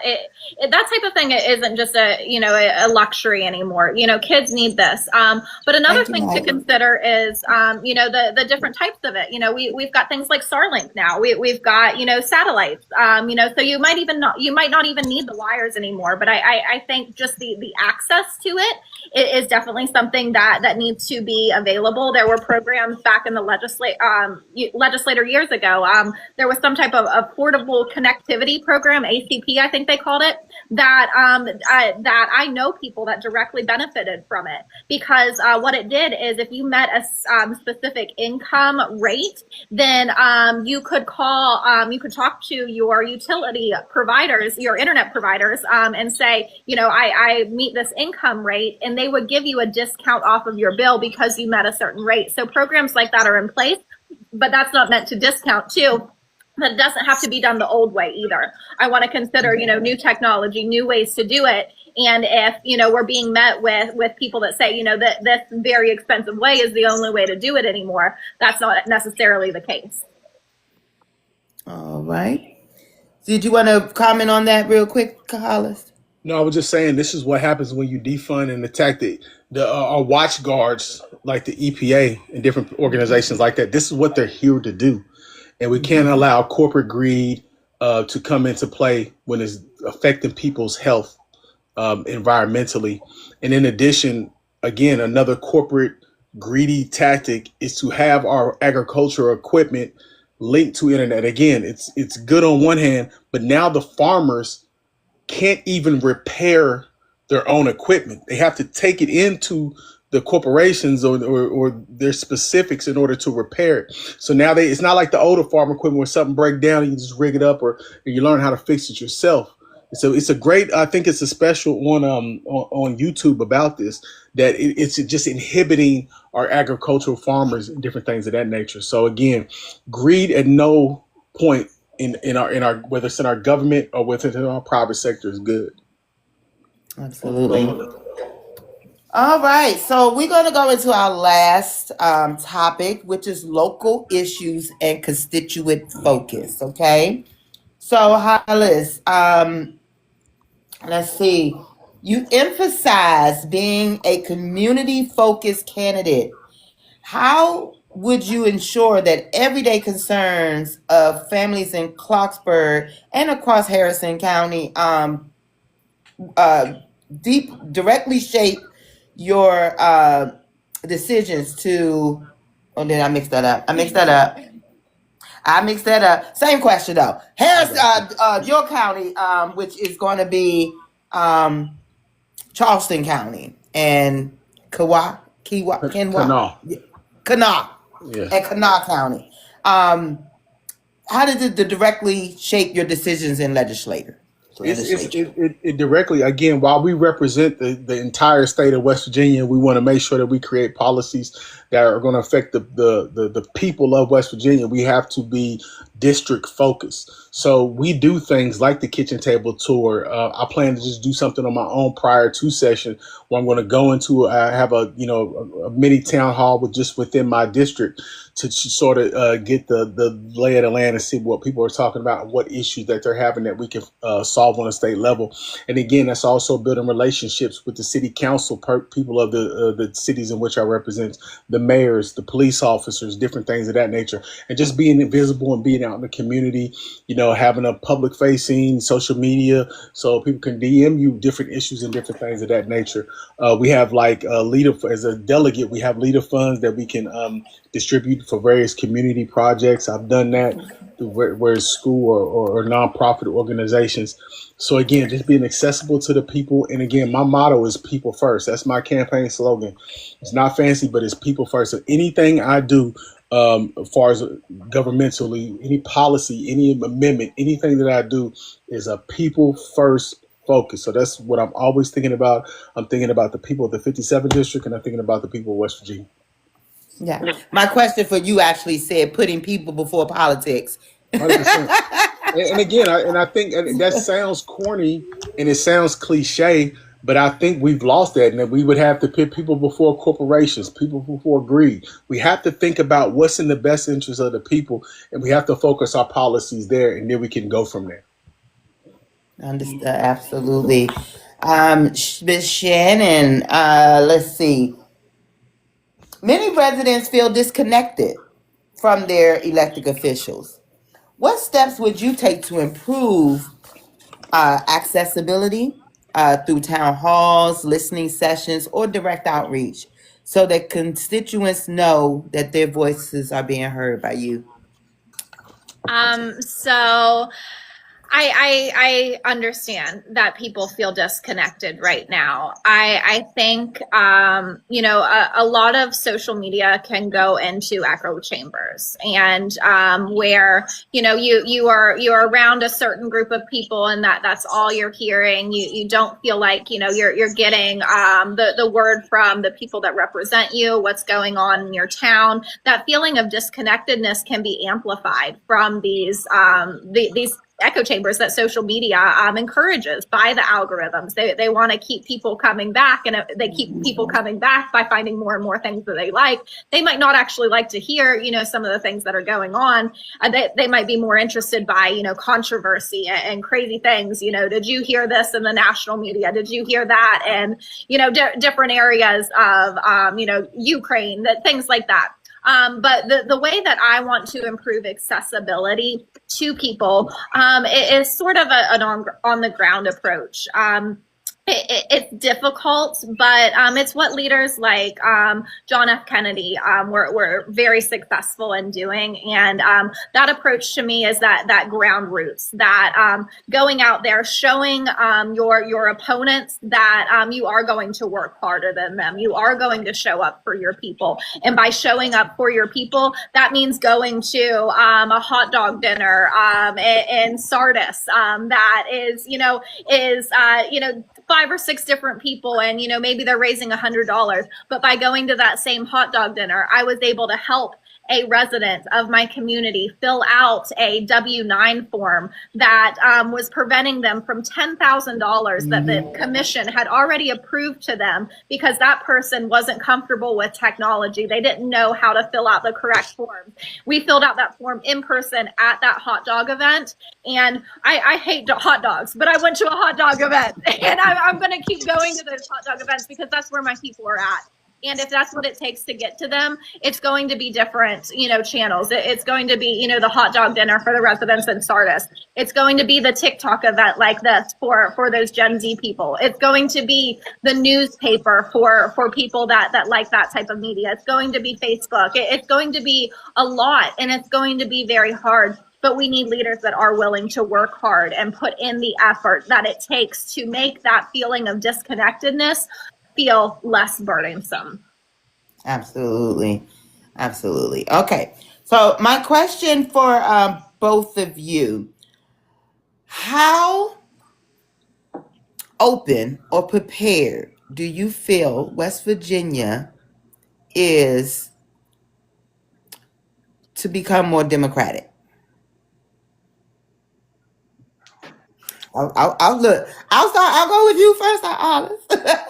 I think it's prime and it's ready. I don't now whether we achieve that in 2026 at a large scale, I don't know. But I think what's happening is that people have suffered, and the people who are supposed to be representing them have not done enough to help them.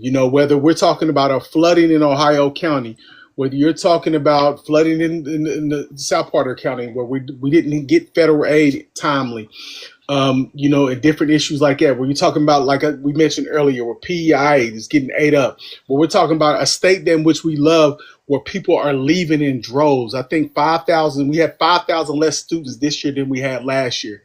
When we're talking about we're not being innovative, we have $34 million sitting in an account that's generated from medical marijuana sales. That's just sitting in an account that the current GOP refuses to do anything with.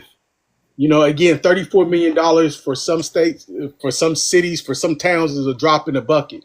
But that sort of fund in a state like West Virginia can stretch a long way. So I think people are sick and tired that the people who were supposed to represent them are not representing them. And I think people are waking up and they're going a different way. We may not agree on everything, and we don't have to agree on everything. But one thing we can agree on is that I'm going to do what's in the best interest of you, not what's in the best interest of a corporation, not in the best interest of, the guy in DC in which they, bow down to. We're going to do what's in the best interest of you, and we are here to represent you, the people. So I think a blue wave, it might be a little wave right now, but that the tide is rising. Absolutely. What's your take on that? So my take on that is there are Democrats. West Virginia voted blue for 8 decades. I'm not going to go out and name names, but Harrison County, almost every single one of our officials that are in elected positions serving as a Republican were Democrats at one time. So, they're flipping. I think that most people are a centrist. I'm a centrist. I think most of them are. If they're willing to flip, a side so easily just to win an election, we're closer to the middle than we think that we are. So why continue to make those echo chambers so strong? Why be tribalist in nature? Why, go back to our caveman-like times and say, I am this side, you are this side. I've got to vote exactly what, the spreadsheet says for this side. I've got to do exactly what the spreadsheet says for that side. And instead of the super majority thing like that, these people were Democrats before and they're just switching. So, then when they switch to a different side, they feel like they have to, oftentimes I feel have to follow the rubric then for that side. And then it gets to these policies that are created in such echo chambers that, you're leaving so many people that are in the center behind by doing that. So I'm a centrist. I think most of us are. And I think we just need to focus on that a little bit more than being so divided. Absolutely. You want to say something, Holly? No. Okay. I don't want to, I'm not going to touch that with the history of the Democrats of West Virginia. So we're going to leave that right there. But we talk about these new Democrats today, okay? Right. That want peace, love, and hair grease for everybody. Those Democrats, okay? So we have one of my favorite West Virginians in the comments, and that is Mr. Rio for Senate. Y'all three are going to be a force to be reckoned with. I promise you that. You're going to make some changes for West Virginia. I can already feel it happening. Rio is very big, Mr. Hollis, on making sure that green stuff gets legalized and we make all the money off of it. He's full steam ahead with you on that, okay? So that's my guy. Yes. and you know what? It only makes sense. Ohio, I think last year made $1 billion in taxable revenue. $1 billion in taxable revenue. Again, we talk about that 34 million just for on the medical side. We talk about $1 billion in taxable revenue for a state like West Virginia. We could fund PEIA. We can have teacher raises. We could give our law enforcement the resources they need for training. That could be transformative for a state like West Virginia. But we got to be innovative. We got to think. And again, I understand, I want to work with everybody, but I think we're at a point where, we got to draw lines in the sand. And the fact of the matter is that if you're not willing to do what's in the best interest of West Virginia, if you're just following the lead of somebody else, then get out the paint and let somebody else come here who's going to work for us. Absolutely. Are you on board with legalized cannabis, Miss Shannon? So I was actually one of the first people in the state to get my medical marijuana license. So I am actually a current licensed medical marijuana. I have epilepsy. So there is a certain brand of cannabis available in the edible form that has been clinically proven to assist children and others in preventing seizures. So epilepsy is when you have seizures. Seizures for me meant in my mid-20s came about unprovoked. Nothing in my lifestyle could point to what was causing these medical events that I didn't know were coming. Put me completely unconscious when they happened, and then when I woke up, I didn't know what had happened. There is a proven, clinically proven, and what clinically proven means, there is a lot that goes into it. A clinically proven thing that it goes to treat these things. I have been seizure free for over 6 years. When I go back to the doctor's offices, they say, well, you changed your diet, you changed this. I was one more seizure away from losing my driver's license. If I had one more seizure, I was going to lose it. So I had to make some dramatic changes in my life. I had to face some, difficult conversations with people that, there's a lot of shame, I think, that comes around this conversation. And I want to be one of the people to be transparent about my lifestyle and show people that this isn't what I think the sweeping psychedelic act in the Reagan era made it out to be. It isn't that. It is something that helps people, and I am one of those people. And if I can be the platform to show people that I am one of those people that it helps, maybe that's what I'm here to do. I am one of those people, and I will continue to be one of those people that it helps every single day. This is not your 70s hippies thing, people, okay? We have moved beyond that. Mr. Rio, you came up here to say hi to me, dear. What is up, Melanie? Thank you for having me, guys. No problem. And I want to just say, first off, I'm here for the team. I really want to, whatever you guys need on your races, however we can build a ground game. I'm building teams in a lot of different counties, and I want to just contribute however I can. So, let's get on calls and let's, put our brains together and make it happen, Captain. So, but that being said, let's talk about the cannabis for a second, since Miss Melanie introduced that subject. There are so many different ways.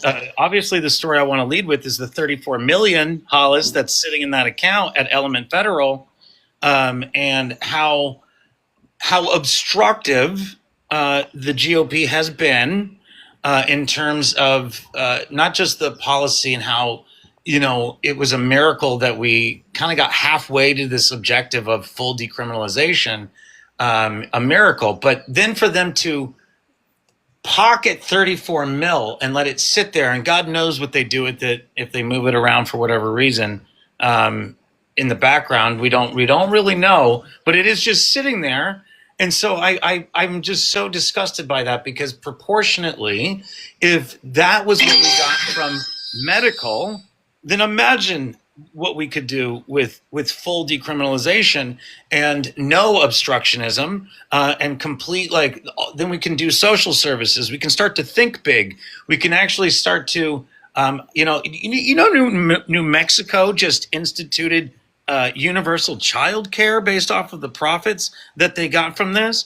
Now, if that isn't just the most innovative social service constructive thinking that we need to be employing here in West Virginia, then nothing is.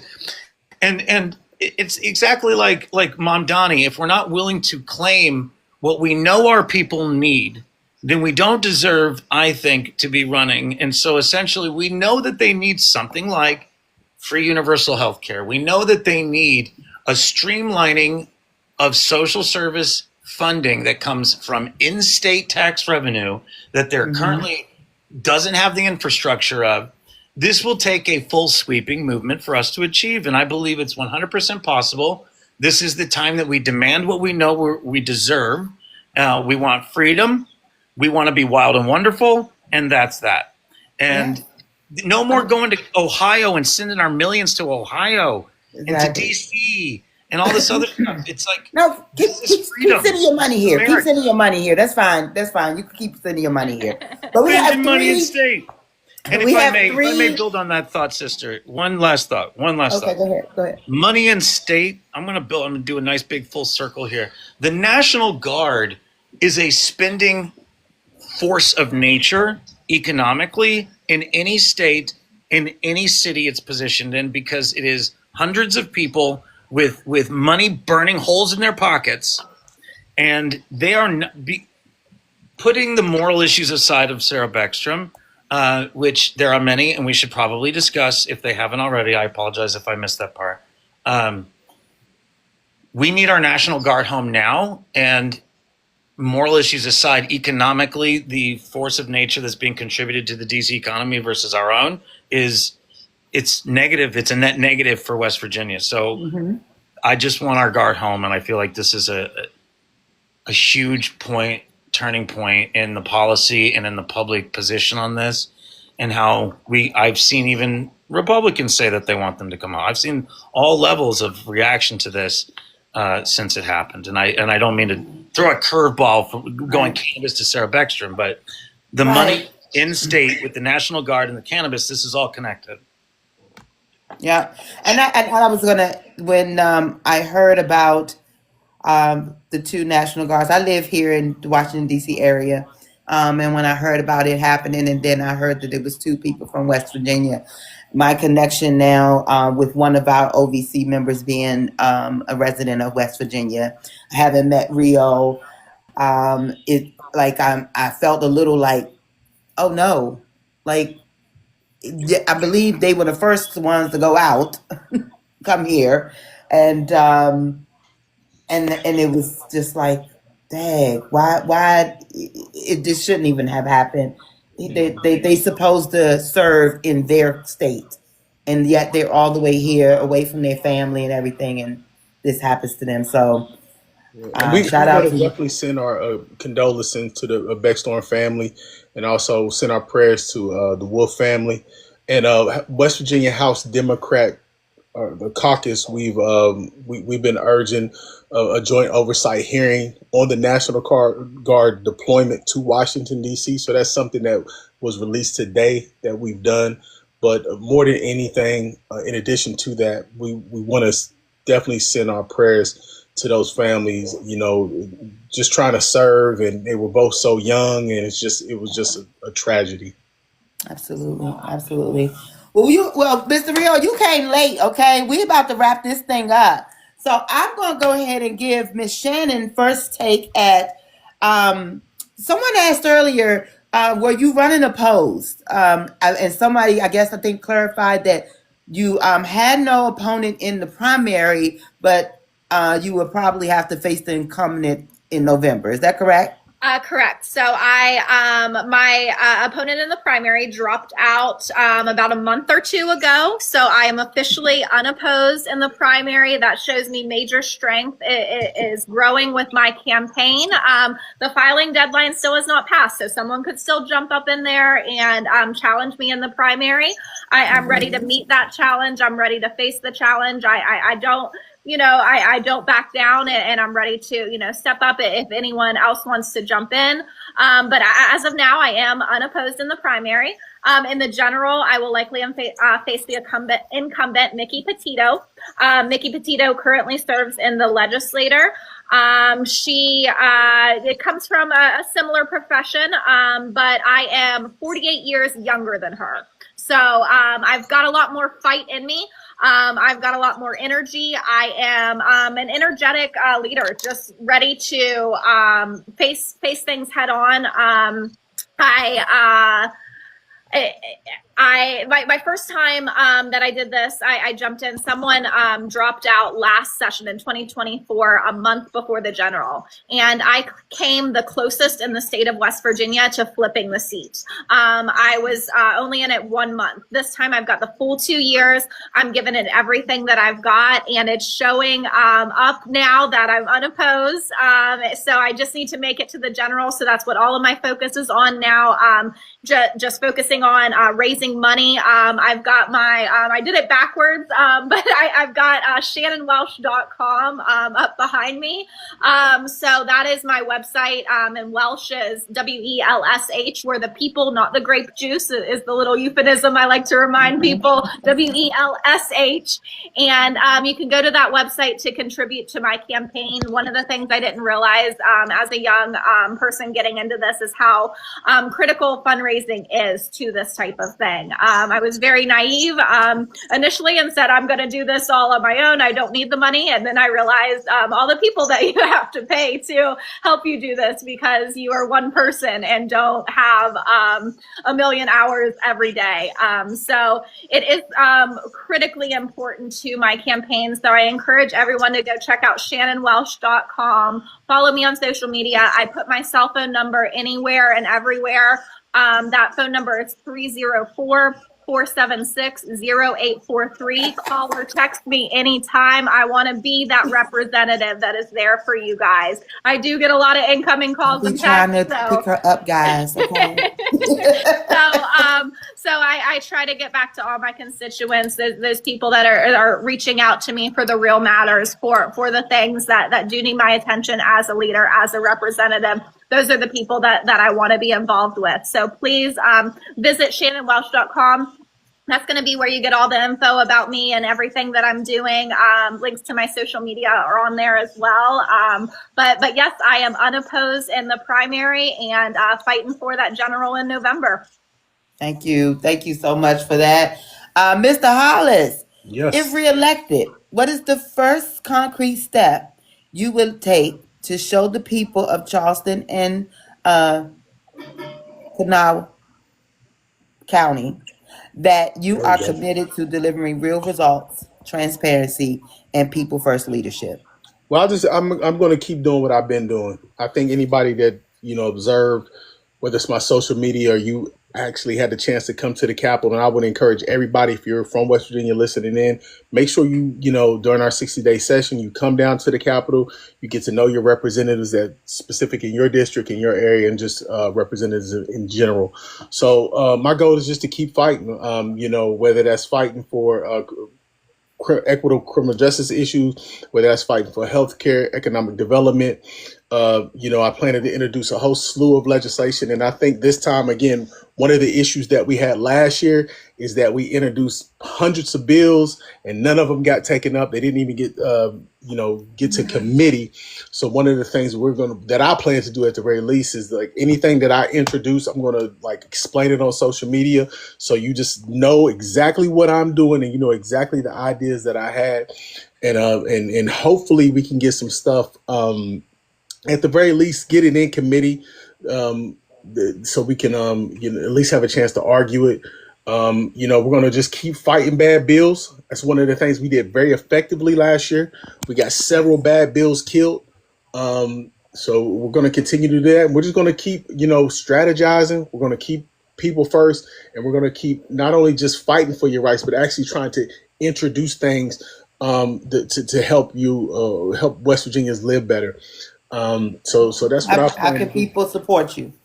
They can support me. Go to social media. If you just type in HollisLewis on any social media, I'm there. I'm most prominent on TikTok, Facebook, and Instagram. So hit me up there. If you go to my TikTok, there's a link to my Act Blue account. So if you wish to donate, as Shannon said, it does take money to do this. If you want to donate, you can hit me up there. And also my website is www.HollisLewis4WestVirginia.com. That's HollisLewis, the numeral 4 WV. I didn't mean West Virginia, just WV.com. So you can go to my website, hit my Act Blue up, hit my social media up. In addition to donations, share the content with your friends and neighbors. And in addition, what I would say is this, and lastly, if you're young, I'm going to address this two ways. So if you're a younger person and you're on social media and you follow politics, picture older, your grandparents, your great aunts, your moms and dad, put them onto the social media so they can have access to what we're doing. Because a lot of the times we get complaints. Well, people be like, well, I just never hear from you. And if you're of a certain age group, we may not always be in the newspaper or maybe on the 11 o'clock news, but we're constantly on social media. So if you're younger, picture people onto the social media of candidates that you like and represent. If you're older, make sure you get your younger nieces, nephews, sons, daughters, get them registered to vote, take them to political events, get their political acumen up, because whether we like it or not, and shout out to Pharrell, because politics affects everybody. It doesn't just if you want to, or particularly if you are a certain socioeconomic status, politics is going to affect you. one way or another. So you need to at least pay attention to it, and I would urge you to get involved in it. And, and that could be not necessarily always running for an office, but that could be assisting a candidate, or like I said, sharing a post, or donating, or sitting in your house making calls. So get involved, be a part of the process, and let's make things work for the people first. Absolutely, absolutely. Well, y'all, my bucket list has been checked today. Interviewed 2 candidates at the same time. So thank y'all so much for that. This has been an absolute joy and really fun. I even got a cameo from Mr. Rio over here. Made it even that's the cherry on top. So Blue Wave 2026. I'm here with a surfboard. Just let's go, everybody. Yes, he is West Virginia strong. Rising tide raises all ships. This is the time. And Shannon, by the way, I just wanted to say before we go, I pulled up your website.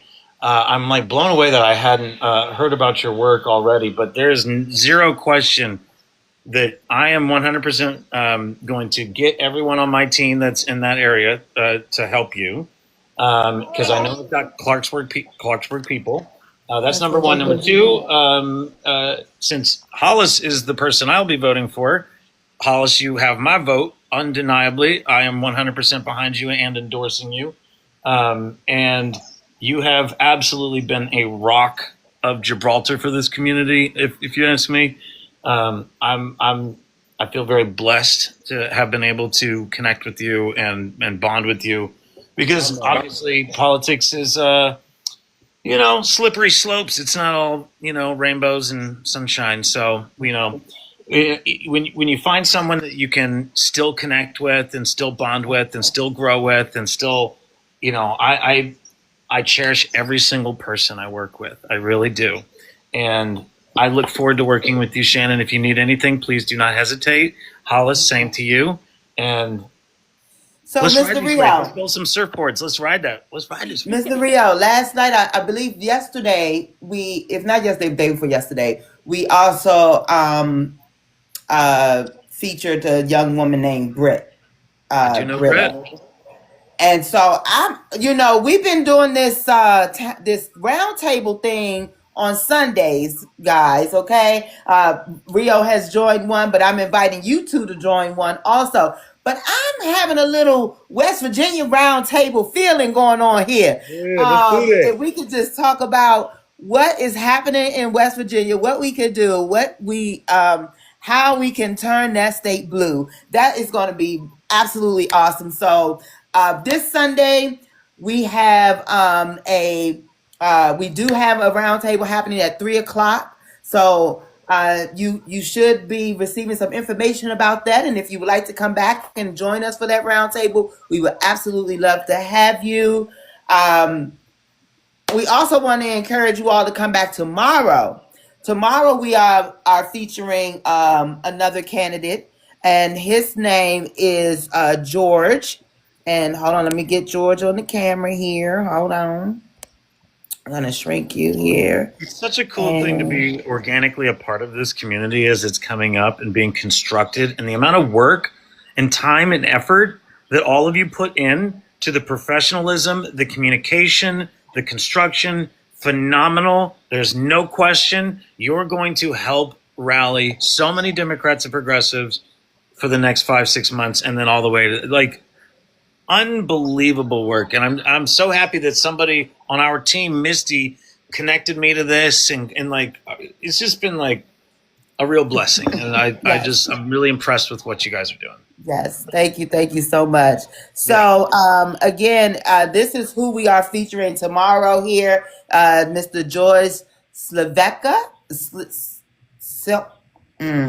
Close enough, you got it. Okay. Yes. Well, he's running for governor of California. So this will be a late show tomorrow at 10 p.m. Eastern Standard Time. So for you night owls, stay up with us and help us welcome him in. Gotta give me another background real quick. I'm sorry. And help us welcome him in. Like I said, it's 10 o'clock Eastern Time. But we expect you California folks, because it's only going to be 7 o'clock there, to be on this panel, okay? So I thank you both. I absolutely thank you both for joining me tonight. This has been absolutely wonderful live. Let me just remind you and everybody else who OVC is. We are Our Vote Counts. We are a nonpartisan movement uniting Americans from all walks of life to empower voters, support candidates of integrity like these three here, and ensure every voice is heard through education, outreach, and action. We're building a stronger democracy, one informed vote at a time. So make sure you join us today, tomorrow, next week, and in November, because your vote is your power. Thank you all. Y'all have a great night. Real quick, See y'all guys, soon. I'm going to go live on my own account right now. If anybody wants to just keep going, I'm going to carry on a conversation about Pete Hegseth and the articles of impeachment. I'm going to talk about all of the retiring Republicans in the House and how we're sweeping the House. We might even get Mike Johnson out before the midterms. Fingers crossed. So come on over if you want to talk about some national level stuff and get down and dirty. Let's go. All right. Thank you, Melanie. Rio. Thank you, One Thank Vote you. Counts. Thank you Appreciate all so much. Yes, Thank you. thank you. Thank you. Thank you. All right, y'all. Thank you, Our Vote Counts. Y'all have a good night.